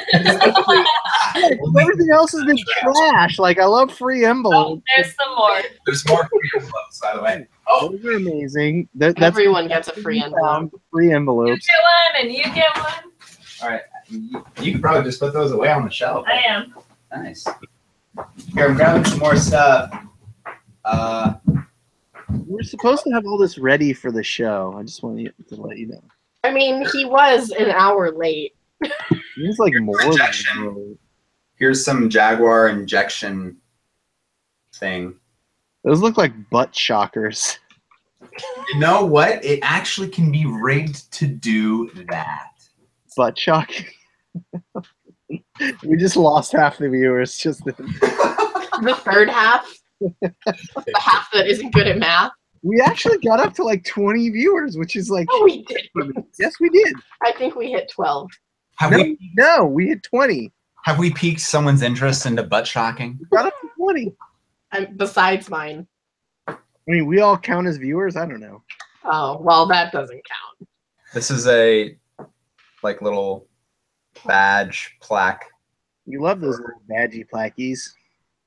a neat for Morgan vehicles. The Morgan. The Definitely Morgan. we had 15, but yeah, we had more than that actually. I've been watching very I closely. believe you. I believe you. Oh, I found this. Erica found this. This is a Jaguar. Oh, No, it's USB. that's cool. I thought it was. It looks like a. That's gonna be a key or something. Yeah, it does. It looks like a key fob. I thought that was cool. I guess it's supposed to look like a key fob. Whoa. That's the joke. That was in the box. Fob joke. Do you know how to like work on cars? Do you have like that type of knowledge, or Yeah, a little bit. I mean, that's how to work. you buy a lot of car parts, and I don't know. I wouldn't. Like I sent him over this like this little Hot Wheels, and like he painted it up real nice. He got like some nail polish out. It got all. It was adorable. We kept him busy for like 15 minutes Sunrise. while we got his snack ready. It was really cute. After he finished it, I gave him some gummy bears. Gummy bears? I wish I could take credit. No, I didn't. Oh my god. There was still a bunch of pamphlets and booklets and stuff. Here's a cool mid-century, early, well, actually pre-mid-century. This is like 1940. Deco, dude, that's definitely Art Deco. And Art Deco, Art Deco toilet paper holder. Like one of the coolest things that you're showing from the sale is a. If you went to a Jaguar sale and you're showing me a toilet paper holder, you realize how absurd this is, right? I pick weird stuff, dude. I know, that's why I like you. I don't limit my pickings. My pillage pickings. Oh, where's the Jaguar? Like, Kayla is so sick of hearing your voice right now. I love how you're putting words in my mouth. I think you're projecting. Oh my. That was the point of it. I am sick of hearing your voice, but I have to blame it on Kayla. where's the You got a look. You got this look. Scapegoat. baby? Where's the car hood? Oh my God! We have the mass picker back. Oh shit. Oh, what? What Hi, is, mass picker. What's up? What's going down? Why don't you? What's up with the mask? I'm the mask flipper. The mask. Oh, the mask flipper. I got it. And what do you flip? Everything. Like what? Anything. What are your favorite categories of things to flip? Electronics. Okay. Video Oh, games. nice. oh, it should be in one of the. It's Any amazing flips the last week? A couple GameCube, Smash Brothers. So when you buy a GameCube, like when you go looking for GameCubes, do you pop that open and you're like, holy crap, there's Super Smash Brothers in here? Actually, I bought a couple that were in the system. So, because like Super Smash Brothers is worth more than the whole system, right? Pretty much. Yeah. No, I found it in a couple of systems before. What should people who are looking out to find GameCube systems, like what's the holy grail when you're looking for GameCube games or GameCube systems? What do you mean? Like when you find a GameCube system, like what is the best system to sell? Like what color, what combination? Or... I've had luck with the purple edition. Okay. Purple Is that the and silver edition are the top 2 sellers for me. Okay, cool. They have like a Pokemon one.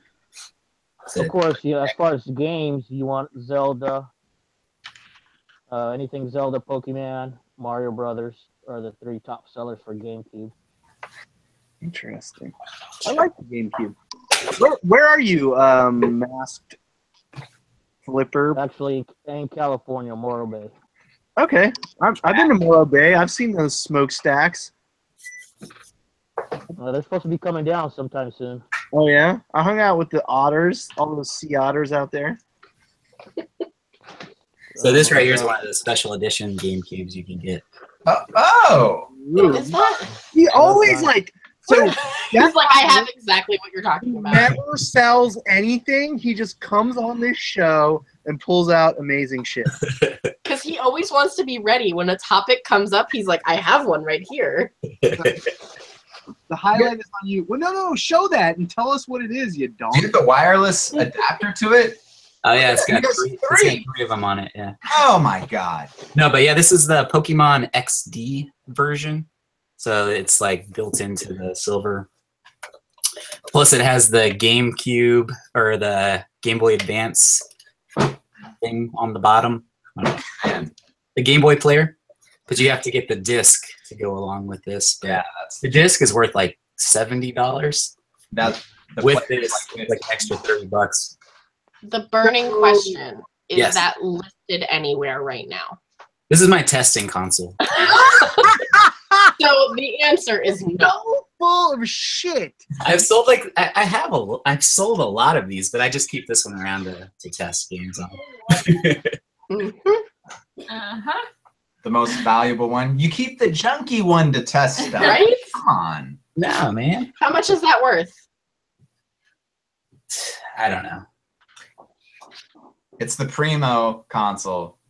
Matt, Yeah, got like the 3 Wavebird dongles on there, which are yeah, those are 25. Mass Flipper, Yeah, how much is that worth? How much could you sell that for? About 120, 140. But that's your tester. cool. Okay. Here we go. I mean, you could also just say, no, I want to keep that one because I like it.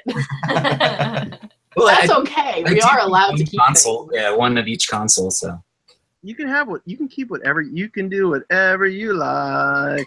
It looks like there's none on. Oh no, I might be looking at the wrong thing. I was gonna say there's none on eBay. This would be the best time to do it, but no, I see some now.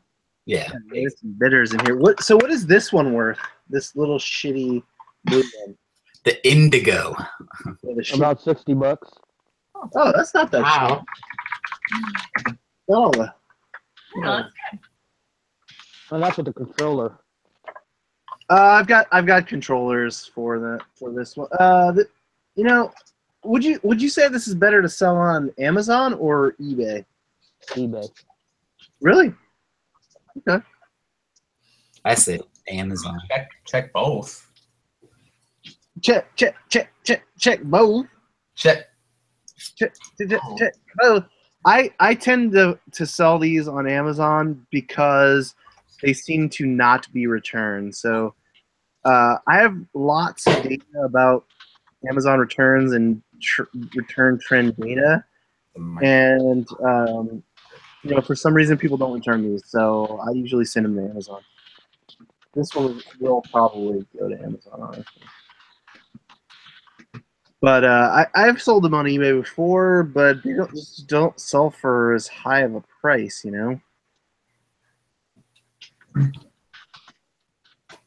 I don't know. This is a microsonic detector. Okay, I'm. Tell me what that is and why it looks like a lightsaber. Because it is. It detects micro Sonic. sound Right. tiny sound that is in the chasm of the universe. I don't know. It's just a card thing that I've got, and I'm gonna sell it. And you basically just said Tell you nothing about it. I know you just said nothing. I think that is one of the coolest things you have. That's right cool. There. Yeah, that is awesome. We just had to wait for Erica to bring out the cool I was stuff. like, I picked this up. I was like, are you sure you don't want this? It was $2. And he was like, okay. Is it all metal? Yeah, it's all metal. What's the symbol on that? Awesome. It's a Jaguar. It's a Jaguar.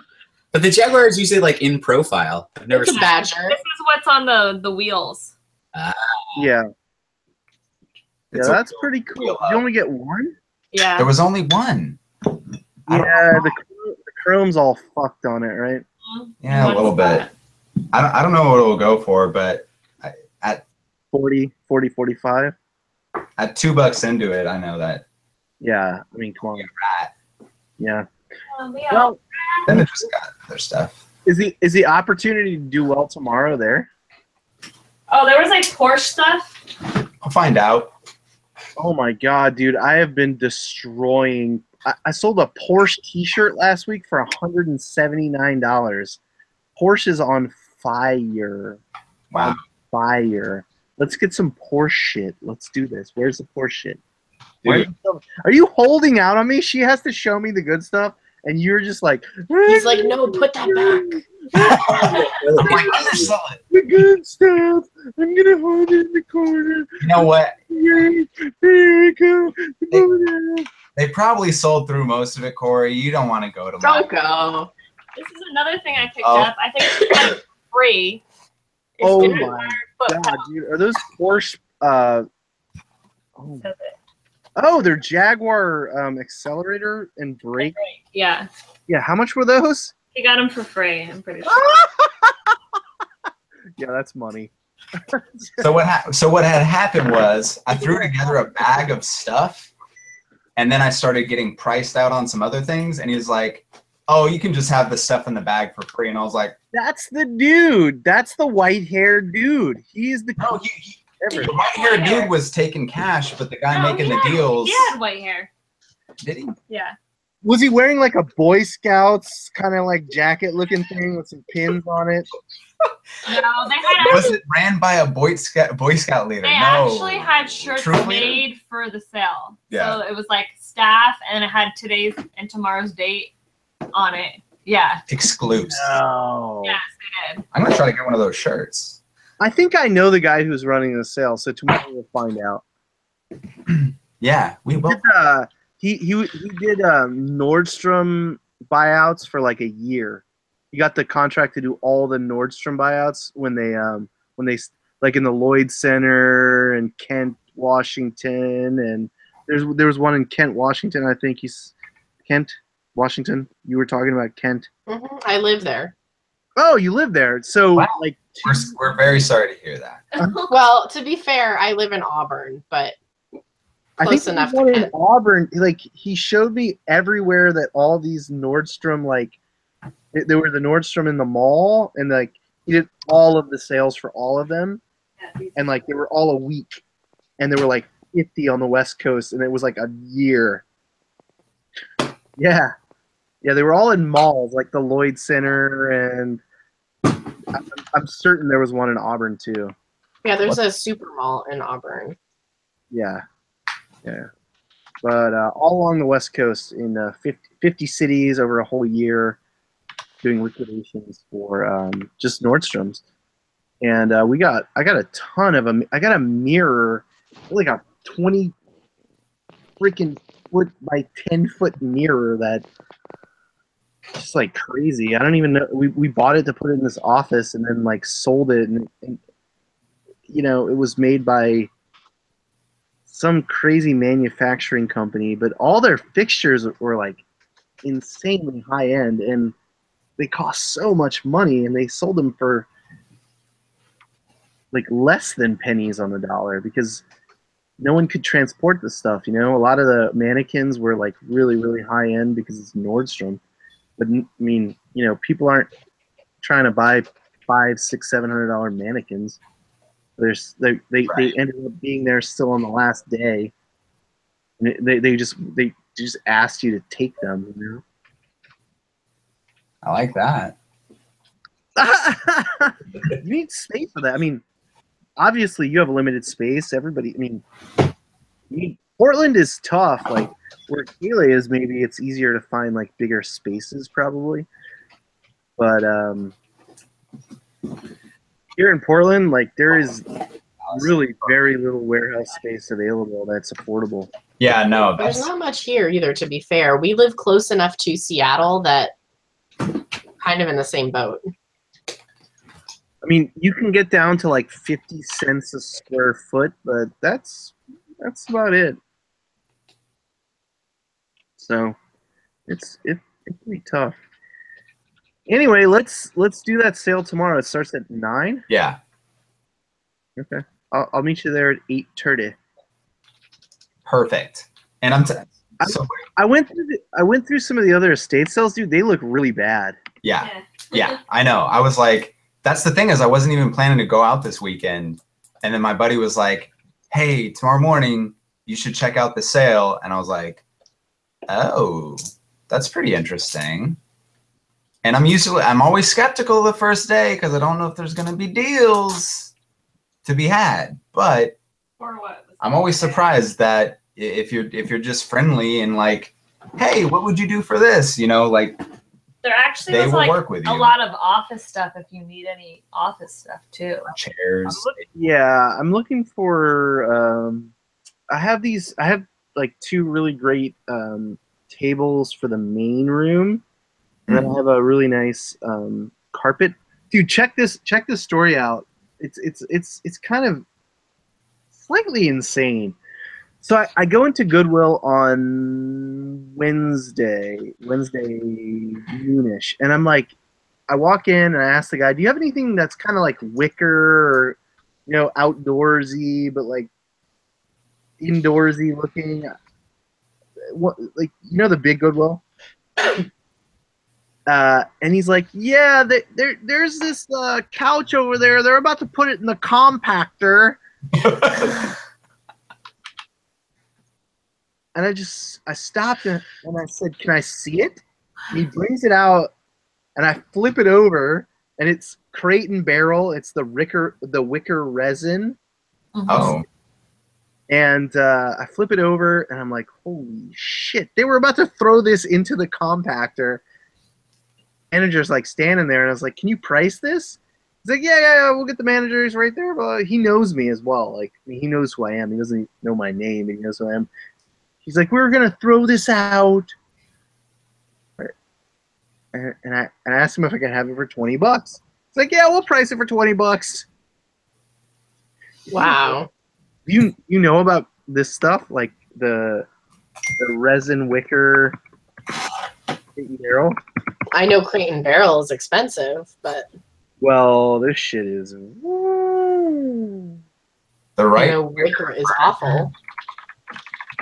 Yeah, I mean, I wanted a couch that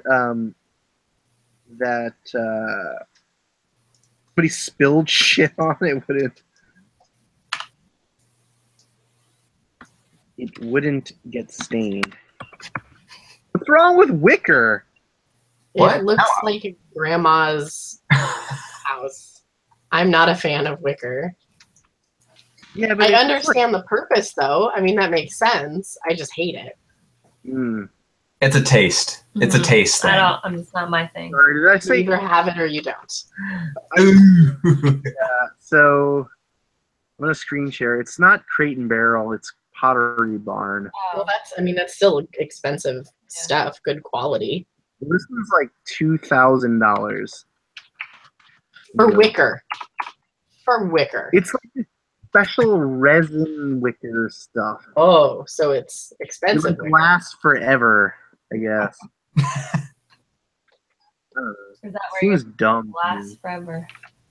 Great. That's just what we need. Wicker that never dies. But Pass it hate down to your wicker. fucking grandchildren. Wicker that never dies. Well, for this office is fine. I'll burn it later. Well, but you I'll you throw can't it in the destroy middle of- it. I'll throw it in the middle of the street and put gasoline on it and leave. Anyway, hopefully it lasts okay. I'm also putting a hot tub out on the back porch. No. Okay, now I'm interested. Tell me more about this lovely wicker couch. Next to the wicker couch will be a hot tub. I'm starting to think this is going to be a positive work environment for you. I'm sure lots of work will get done. I mean, I don't do a lot of work now. And nothing changed. Why start? Well, I mean, imagine like a full 8-hour day and then A hot tub. Hot tub. the I'm all bathtub would about be it. pretty. I could like fill the bathroom has a bathtub, so I could just fill that with hot water, I guess. Yeah, I don't know if Yeah. I could participate in Also, hang out with you in a hot tub though. I'm not inviting you to hang out in the I hot don't tub. think you were invited. My own private hot tub. Get No, lost. I could see him hosting the show from the hot tub. I don't know if I could be part of it. Happen shortly. So, the Rat King post on Instagram was because, Oh no. you know, Jacob found a dead rat, and then I found a dead rat under the building because they put some rat poison out. I took the dead rat and put it upstairs, and then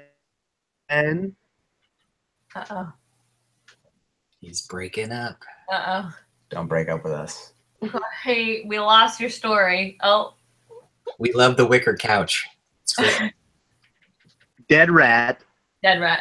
under the building because they put poison out. Yes. The dead rat was still kind of warm and delicious, so we snuggled, and then I put it on top of this stainless steel thing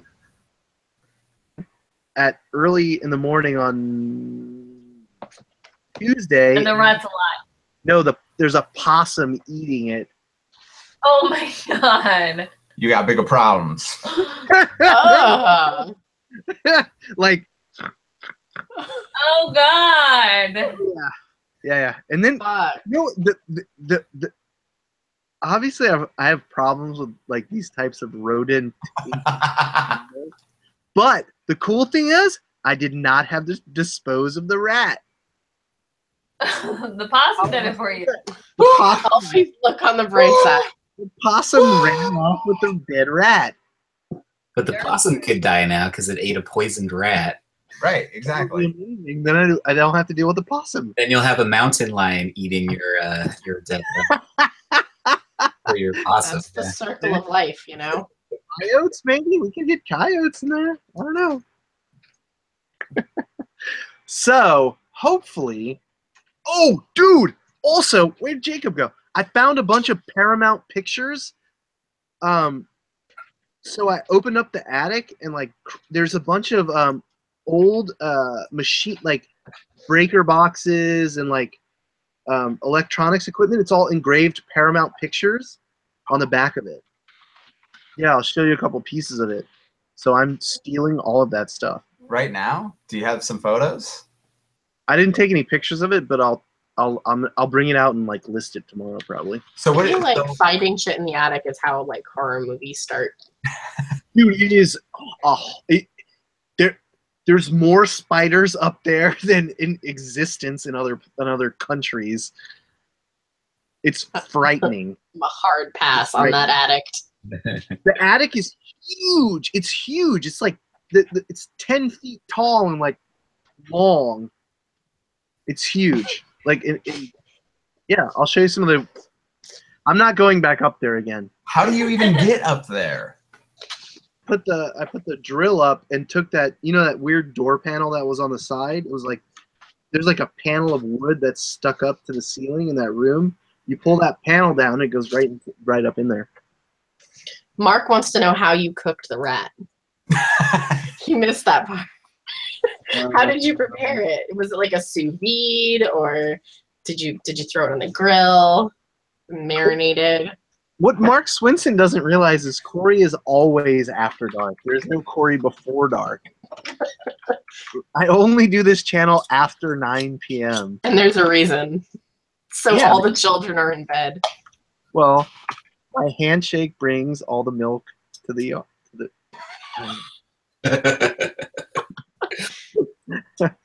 Anyway, folks, lovely to see all of you. Lovely that all of you were in the chat. I think that we've reached an impasse. I think that there isn't a lot more to talk about. So this will be the last show. Yeah, I think we're done. Come back next time Anybody- for more Jag parts. Anybody say? Oh, I have a question, Kayla. Hmm. Is the holiday party a white elephant? Yes. Okay. It's gonna be kind of informal, so there's not gonna be like strict rules to it or anything, but it's encouraged. Bring a gift, get a gift kind of thing. Yeah. Okay. Yeah. Cool. What if I Chloe mean, doesn't bring this it? is what we all do for a living is Right. we find weird shit. So like it would be wrong to not have that at the holiday party. Don't bring those scissors. Don't bring the rat. Don't bring a rat. Or Please don't bring the rat. You got an idea. I was thinking about giving you a gift. Look at these. Like, What are they? I mean, they're They scissors, look but so like murdery. They look so murdery. Look at Bigger the than because they look murdery. what? They do. garbage in my face. Everything could look murdery. What is the length of those scissors? Dude, not everything can look murdery, but these look murdery. You can look murdery. Yeah, you. You look a little murdery with those, yeah.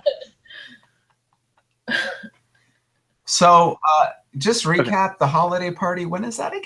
The 10th. That is Yeah, let's December talk 10th. about the Have it on holiday our calendar. Yeah, we can like we can talk about the holiday party. I was asking Kayla. It is December 10th. It's on a Sunday. I don't remember what time it starts. I'd have to pull it up and check. I think it's 6:30. I mean, why not show up early? 6:30, folks. Be there. I think we have the place from like 4 to 10, Oh. but we're not starting at 4 because like that's just I'm crazy gonna town. at 4. I'm gonna be at 4 now. It does start at 6. I checked. Starts at 6, and there will be food and drinks and Amyl nitrate if you're there at 4. if you're there at 4, no, I mean no promises, but and we're gonna have a white elephant. We do encourage. We talked about this a little bit earlier, but you guys weren't here. Nice dress is encouraged. Nice. It's not black tie or formal or anything, but you know, dress nicely because we usually dress like we're homeless people. So Oh my God, I do. we've kind of got the homeless chic going on. So Dude, okay. So I reviewed the so there was the video where State's Place comes in and she's like all dressed nicely and then she leaves and she comes back and she's like this sweatshirt with like She holes in changed. it. But Yeah. it was like this. It was like, how did you like what did it like fall out of a hole in the ceiling? Oh, crazy. I mean, that's how most of us look most of the time is, you know, really wear this half a step above pajamas. Yes. I mean, I don't find pajamas that comfortable, so What, do you sleep in like a suit and tie? correct. So I usually walk around in sweats and a tie. And then you go to bed and you put the suit on. Got it. I don't wear So, pajamas. dress nicely-ish for, I mean, you can dress however you want. Give us but some guidelines. we thought it would be nice if people So- dressed up. Yeah, so I'd like a few like tips. Okay, so tip 1 is don't do that ever again. How- Anywhere, not here, not in person. How do That's we not a good look. How do we go from hobo chic to nice apparel? How do we do that? Well, I could link you to my eBay store. I have lots of options for men and women. And I even will cut you like 7% off. Oh, you fancy. Wow. It's fancy. Oh, that's nasty. That was I want I know. I'm so sorry. 7%. I want to I want to know if you guys watched Thrift Shop Hustler's video on 5 things that stupid people do on eBay or whatever. No, we haven't watched it. Yeah, I watched that. Now, it is groundbreaking and fucking hilarious. It's Wait. one of the funniest parody videos I've ever seen. So, if Thrift Shop Hustler is still in the chat. That think he shit is. was hilarious. Hilarious. And if you haven't seen it, watch it. Because, I'm going to. oh my God. Somebody. I got it. Oh, Hi. Did you say that shit is? Did you say that shit is groundbreaking? groundbreaking. It creates a genre. That was really Buy even more stuff. Hey guys, how you doing? Good, man. What's the word on the screen? It's a genre. I was feeling so weird that morning when I made that video. I was just feeling really, really goofy, and I just was like, I'm gonna make this weird video, and I don't know how the community is gonna respond to it, but I was like, I don't care. Honestly, that video took me 4 hours to make, all the editing and the cuts and all that. Well, now I can't wait to watch it. I actually felt honored because I thought maybe you were making fun of me a little bit. And I was making fun of everybody, dude. Like, it's so good. I just love the I'm clickbait in- title because I'm so tired of the clickbait title. there's a clickbait part in that video. I can't wait. I'm so tired of the like, you must watch this before you take one more breath. Yeah, it was too good. One ways to sharpen a pencil. I was dying. Yeah, I make fun of like all the ebook things and the mastermind people and the Oh my god, I'm so excited. elitist Facebook group and stuff like that. We need to have a watch drunk. party.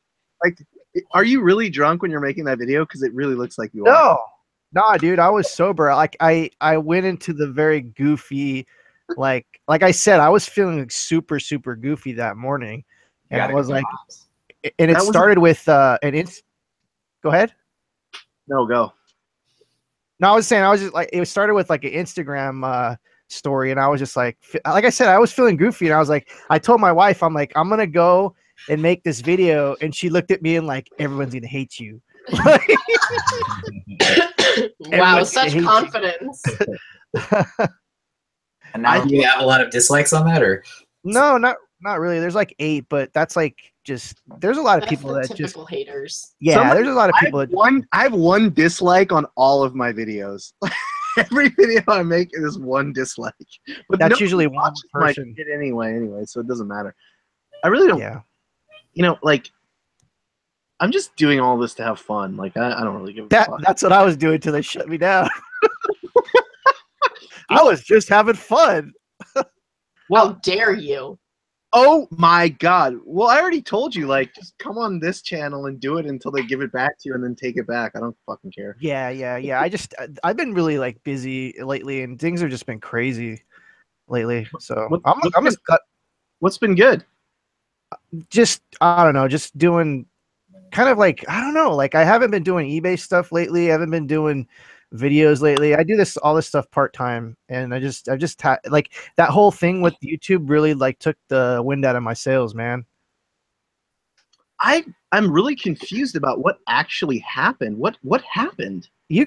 Some of you guys were there, right? I don't know. Like it was just they said the community strike was something about sending people off of YouTube to go do something else. Like I don't know.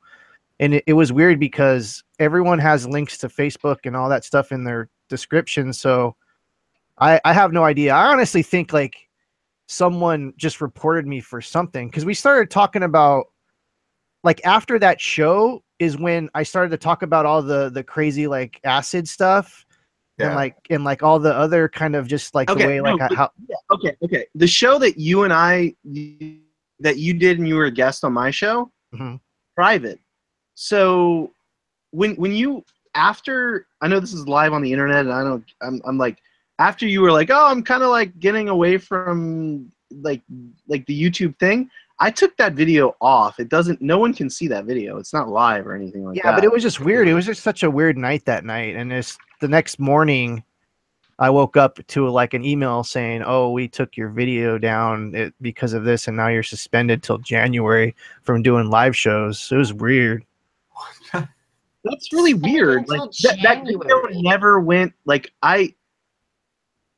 after we made that video, you made a video saying like I'm going off of YouTube or whatever. Yeah. So I instantly, without even talking to you, I took that video down just out of respect for you. Yeah. Like I thought maybe something weird happened. I took the video down, and it doesn't it's just like it's actually pretty cool, but I haven't put it back on the internet because we haven't talked about it. Oh, but yeah, you could do that. You could put it back if you want. It's up to you. It doesn't matter. Like actually up to you. Like I said, I don't care. We got really weird that night, man, and just like that whole night was just I don't know. Like I honestly think someone just reported me who knew the ins and outs of YouTube. And someone might have said something. I've watched the thing's deleted, unfortunately. And so people went back because it was live for a little bit before they completely cut it. And before they cut what? Before they took it out, before they took it down. Who took what? We had YouTube a show right before our show. Yeah, YouTube removed the video. The video, open bar. Oh, not my video. No. Yeah. They removed. I got my strike for open bar. Oh. I'm so confused as to what they could possibly say. There could have been a million things where there's so many gray areas. Like if one word is wrong with your metadata as far as your tags, like let's say you tag Etsy in an eBay video. If YouTube wanted to be super anal about it, they can take your video down just for that because you're missing. So they didn't tell you exactly what it was. They did in the thing. Yeah, they didn't say, "Oh, this is the thing." Yeah. The strike was like, I wish I would have kept the damn response back from them. It was like, "Oh, 3.1 of our EULA, you were taking viewers away from YouTube," or it was something to that effect. But you're doing a live video right now. No, I know, but this is Hangouts. This is different. This is through YouTube. I can't do live shows through YouTube. Oh, that's the difference. I know, but this is live on YouTube right now. Yeah, but I can't do it on my channel. I can't host. You can join. That's what I was saying before. It's like, it doesn't make any fucking sense. It's like, you're banned by yourself, but you're cool with me. I'm going to tell you guys, I never really told anyone this. This is the very worst part about that whole thing. And at first I was like, whatever, man, I don't care. Like screw people. The haters are just messing with me. Dude, my monetization, my views, my subscribers were going up like crazy during that time. And this whole thing totally cut everything in half. Like the money I made on YouTube was cut in half. All the viewers took a dive. Like it really screwed my channel up. So if like some hater was out there messing with me, they really did a good job. Like, but I'm back, dude. I'm just making videos. And that was the kickoff, was I'm just going to come back and make some stupid, silly video. And I don't care. Like, yeah. I love that. Well, I want to say something real quick. If you guys go watch the video, which I'm going to do after we're done here, go share it. If you like it, put it on your Facebook group, put it on your Instagram, and tell other resellers to watch it too. Because that will help bring people's channel back when you share and you like and you comment and you subscribe. All those things you hear like YouTubers say, it really does help them. So Thrift Shop Hustler is our friend, and I would like you guys to support him in his efforts because he does put out good content. You guys are awesome. Yeah, I agree with that. I mean, Chris, you're like the reason. I know my YouTube channel is really stupid, but I really like wanted to create a space where people could like connect and not kind of worry about shit and like really like figure things out. I wouldn't say your channel's stupid, man. Everyone does. Here's the thing: everyone does their own version of what they want to do. So I just want to be myself and like connect with people. And like I was on your show first before I did this, and like you kind of brought me to the YouTube space, and I've made some really awesome connections because of that. And I want to thank you for that. Oh man, that's cool, dude. Like I met That's real. death piles and Yeah, I was on muffin that. top. You still call him Muffin Head? There you go. So I I'm stopped. growing it back. It'll come back in full force. I saw your Instagram live feed and I was like, he looks like Jacques Cousteau. Like you got that like fisherman's kind of beanie going on here. I think that maybe when you're doing something that matters and that like changes the way that things are being done, you draw attention to yourself and you scare the people who are kind of have been here for a while, and then they start to come after you. Here's another thing. The person who came after you is probably some YouTube person who's been around forever and is like, Let me tell you guys another something I don't really talk about. When I first started, a lot of those YouTubers that are very well known in the reselling business, they were very open to my channel and very helpful and everything. But once I started to get subs and people started, every time I'd go in their chat room, and then people would automatically be like, oh, hey, what's up, guy? And then kind of divert the attention away from them is when those type of people started to shut me out and started to act all weird and stuff like that. So it's just like, it's because they have the elitist fake. It's that scarcity mentality that we always talk about. Yeah, there's plenty of There's lots of love. I'm really serious. Like that. People, I don't know, man. The scarcity mentality is driven by something. I posted an Instagram post on like what drives that bullshit about it. So, you're always welcome here, even though I appreciate it. And that's why I'm here. I was like hoping you guys would. I went looking for the link when I first, and I wanted to just randomly pop in. And it was perfect timing. It was. Yeah. Yeah, I haven't watched that video, but I saw that. Oh, you haven't seen it yet? No, I haven't seen it. You gotta watch it. I watched it like 30 times, and I don't mean like, oh, like I'm so like, ooh, but it was just like I have to watch it over again because it made myself laugh. Like I don't even consume that much YouTube, and I watched it 5 times. It's like it's so secret society. Like it's hilarious. I wish I would have. And the graphics. So what you have to do is we're surrounded. Is there a way that we can play it right now? I mean, this is. Corey could screen share if we all muted our stuff. Yeah. Everybody mute everything. Do that. That'd be great, actually. Yeah, screen share and everybody just mute so you don't turn over your camera. Yeah. Everybody mute. Everybody mute. Everybody mute. Everybody mute. Everybody mute. Call me mute. Stop, Hustler! We're playing this live. This is the best YouTube video made in the last fucking year. It's not a parody either. Everyone, Chris, the thrift shop posted today. Can we full screen? Ooh, okay. I'm gonna have to full screen after I screen share because this is dumb. Everybody ready? Ready? Okay, we're doing it.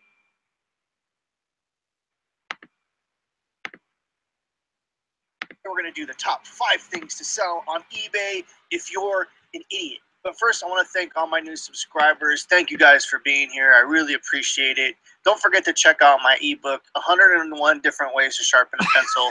It's amazing. If you do it, your life will change instantly. And at any time during this video, if you liked it, you could smash the potato button, and you can give me all the love that I really need because I don't know what I'm doing. Number 1. Things are all over your house. You can find them if you're walking down the street. Everyone has things. The things are all around you. Wake up in the morning, roll out of bed, and you can find the things. They're everywhere. They're all over the place. Really, literally, close your eyes and put your hand out, and you will get it. So you take those. And you find a camera, you take the pictures, and you put them on eBay. That simple. Oh, I also forgot to mention you can join Oh, my elitist Facebook shit. group down below where we go and we discuss things privately and we snicker behind everyone's back and be like, haha, you know, you can be that person. Love the nature of being in a secret society paid for by bank accounts. And I'm telling you, Stop. I'm going to leave a link below. Something weird is happening. It's elitist Whoa. Facebook seller Amazon group. Yeah, I already Life know. Like something weird is absolutely happening. Like I don't know changed. why this is happening right I now. would just suggest you guys go and watch it after this show for sure. Yeah. like, Okay, We got a little. notice things like that I didn't my notice the computer first just time. wigged out. My Number computer, two, my computer More just wigged out. things. Once Just you're watch done it. Shut selling up. the things that you originally thought of, there you can go and look for more things. There's more things if you step out of the box like 2 feet this way and about a foot north. Wait, no, excuse me. Due south 5 feet, you will find more things to sell. Then you take the things and you find you gotta get a green screen first, and then you gotta have a galaxy in the background. All right. When you have things in the I can't do background this running, anymore. it people think you're smart. Okay, so you gotta. Oh my god. Oh shit. Dude, that is cherry good. So there's like 6 minutes of that. You should just do a next video because like your laughing makes it like so amazing. I can't stop. So wait, I want to know, Mushroom, what was your favorite part about that video? Okay, my two favorite parts are the recurring lady with the chips. Oh yeah, You're that's Marcy. that's Adele. That's and then the ebooks. I'm sorry, but the misspelling of sharpen for pencils, Yes. that got me. There's- I'm done. There's the meta where I was saying number 1 and I was showing 2, and then it said number 3. Like Yeah. Yeah, it's like, Oh god. Dr. Seuss decided that he was going to take amphetamine. and then there's subliminal things too where it pops up for like a frame, like words that pop Very up for a Fight frame. Club. Like, yeah, like it was just it was fun. Like it literally took me, like I said, 4 hours to make, and I was exhausted by the end of it. But when I was like, oh man, I should do more of this, but I wouldn't even know where to go with that after that. Did you script it or did you just is that No, it's off on. the cuff? Yeah, that shit was all on the fly. Yeah. So good. But I had to cut it. So like I would start with the beginning where I'd be like, okay, what's number 1? Oh, things, and then like more things, and then it would just, and then so like I made these short little videos, and then I had to cut them all together. And the hardest part was going into Photoshop and then making all the little graphics that went along with it. So I did the cut, I did the whole thing, and then I went back and edited it, and then I added all the what do you call it, the graphics and things. That's funny. It's so good. It's really, really, really, really good. I really appreciate it because when there was partway through, and especially my wife is like, I don't know, dude, like some people are gonna have a hard time with this thing. And then I showed her, and she was laughing too, and I was like, okay, that's cool. But If you have a hard time with that, you shouldn't really be exposing yourself on social media. right. I'm serious. Like anybody could come on this channel and look at my videos and call me a balding idiot, and they'd be right. Are you balding? Can I call you that or no? No, it's his video. You can't. Oh, okay. I generally make the rules, but tonight, since Chris is here, I don't want to. Oh, thanks. No. So wait, what was the second part that you liked? You said you liked 2 parts about it. The funny part and the lack of it being 900 years long. Like the even more funny part. I think that was the best No, part. the graphics are awesome, and the way that you edited them is awesome. Like when I was watching the video the second time, I was like, God damn it, he took a long time to do this, and like I kind of want to know why. The why is just it's honestly was just months of watching like people slang their ebooks and then talk about their paid Facebook groups and their mastermind classes and their Patreons, and like I gotta make the ultimate parody. Talk about how they have Patreon groups and they've been selling for 6 months, and I'm like, What are you talking? You have to pay to be friends with me. No. And I wasn't trying to be nasty. I just wanted to kind of be like, this is the current state It of wasn't. how. It wasn't. It was totally It's funny. cool, and I thought it was like poking fun at everybody, including myself, because Yeah. I totally come on late at night and I like slur my speech and I act like a moron. But it's only I'll tell you. cathartic for me. Like I really need to connect with other people in order to like grow a little bit. I mean, I know what I'm good at. I know what I suck at. And I'm trying to like actually through this channel, I'm like trying to get better at what I do, and I'm not trying to sell anybody anything. Yeah, you've grown pretty well over the last couple months for sure. Yeah, I'm not looking to. All I'm looking to do is like be better at what I actually do. That reminds me, in the video, did you see me eat the Danish or the pastry during the video? Well, anyways, if you guys watch it and I eat a pastry, the only reason why that is in the video is while I'm making the video, my wife brings me a pastry and is like, "Hey, do you want this? My mom got it for us." And I was like, "Sure." And it somehow got integrated into the video.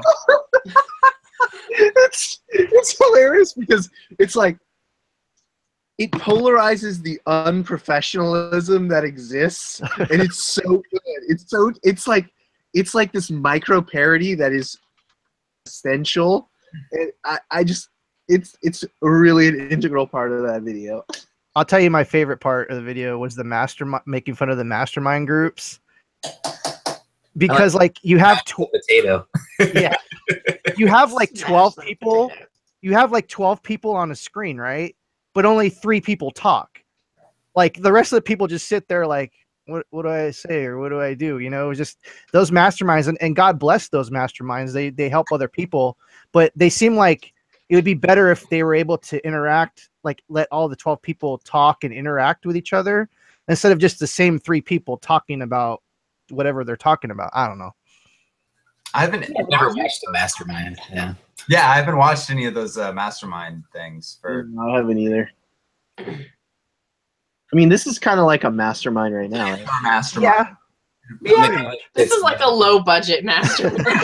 This is an what you unpaid. get for $0. Yeah, I was gonna say no one's paid for this mastermind. And this is what you get. You get what you pay for. I think that all of us are unwilling to pay for a mastermind. So this is what I can't even afford it. This we can't imagine that you guys would pay for it. So that's too funny. Knowledge that, I mean, I know Jake, and I know the amount of knowledge that he has, and like he's like far beyond anybody who's preaching these mastermind things out there. And Kayla is like extremely knowledgeable in what she does, and like Kevin is like, he pulls the craziest stuff out. I don't know if he's willing to help anybody because he's just like whatever. But he'll like, show you. He'll totally show you that he knows what he's talking about. No, yeah. But I'm sure anybody who's watching this, if you reach out to anybody who's here and you really have some ideas and you need some help and you're willing to help yourself, that they will help you. But if you're looking for somebody to do things for you, none of the people on this panel are going to do that. So I always encourage people, if you have questions about vintage clothing or just clothing, please feel free. I'm glad to help. And for $0.0. And she's good at it too. I ask her for help all the time. Interesting. Like my Instagram experience has only started maybe like, less than 90 days ago, and it's been the connections that have actually really been interesting, and they're non-commercial, and there's a group of people who have helped me significantly, and I've been like connecting with some other people who require some assistance, but they're working for themselves, they just have some real technical issues that they're trying to work out. I wanted to say one thing too also is that I have nothing against those guys that do those kind of things and charge for that stuff, because they're hustlers too, they're resellers too, they're making money, and I have nothing against that. More power to everyone for making money in this crazy society, this crazy economy that we have. Everyone's got to do what they got to do to pay the bills and feed their kids, dude. That's it. Yeah, I mean that is absolute truth. We have to be able to poke fun at it, and like it uplifts the whole community, I think. So I love the video. I would love to like collaborate on on other videos that are hilarious because I'm completely ridiculous. Yeah, you are. You know what? Beyond all of that, like I do this because I love it, and it's my life. And you know, if you can't see it in both a serious and like the light, like I sell junk for I sell the toss offs of humanity, and I make a living doing it, and a great one, and it provides me the life and freedom that I really want. I've tried other businesses that, you know, they're business models that they might be successful for other people, but they haven't been for me. And this is the thing that really works for me. And I'm never putting it out there that it's going to work for anybody else. But it works for me, and I really being able to connect with other people who it does work for is really valuable. It really is. Yep. Idea what I'm doing in social media though. So it's fun too. Like I love this stuff. I love picking. I love going to garage sales and looking for treasure. Like I feel like I'm like a pirate in some way, like going and looking for treasure. Yes. I always saw like that weird guy with like bags who had a metal detector, and he was just like by himself. I was like, I want to be that guy. And now 101 ways to find garbage with a pencil. Well, our brains are the metal detectors. The more you know about niches is your metal detector. And so you can go to the garage sales and use your metal detector on things to find things that people like. The video game people, they leave all the other jewelry behind. The jewelry people, they leave all the video game stuff behind. If you get all that knowledge in your head over the years, you know, it's just like, I think learning's like probably one of the best things you can do in this business. Would you say that's considered awareness? Would you consider that like building your awareness? Yeah, absolutely. So like in every part of, I think, existence, like awareness is like and building awareness is like really, really important. So like mushroom, like I started to like be like a mushroom hunter kind of kid when I was really young. I used to go out in the forest and like hunt mushrooms and like try to figure out what they were. And that's like where Mighty Mushroom kind of. Did you ever find truffles? Did you ever do the truffle thing?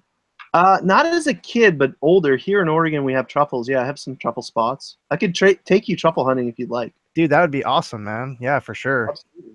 January is truffle hunting season here in Oregon. I always find truffles fascinating. Have you ever watched documentaries on truffles like in the UK and how they source them and all that stuff? Yeah, so most of the truffles come from like Tuscany and the part of France. Is Death Piles? I'm sorry. Is Death Piles? Are you leaving, bud? Yeah, I'm headed out, guys. But Piles. Good night. Night. You have to get up early. Oh, so Corey, I haven't heard of the estate sale to attend, so I also will be. Is it midnight? It's past midnight. Yeah. It's kind of bedtime. I think it's bedtime for everybody. It was a wonderful show. Wonderful to see all of you and connect. We should do it in the future. Yes. Again. Like tomorrow or Monday. Or Monday. That day for sure. And then like the rest of them are just like surprises. So, I don't know. I was going to try to make a funny meme joke, but I'm not really that smart. So, everybody, Jacob and I, we're going to go crush Jaguar clearance tomorrow. Wish us luck. Thanks for chatting and all that nonsense. Chris, lovely to see you, man. Thank you, guys. Kayla, lovely to see you. Jacob, lovely as well. Let's chat later. Good night.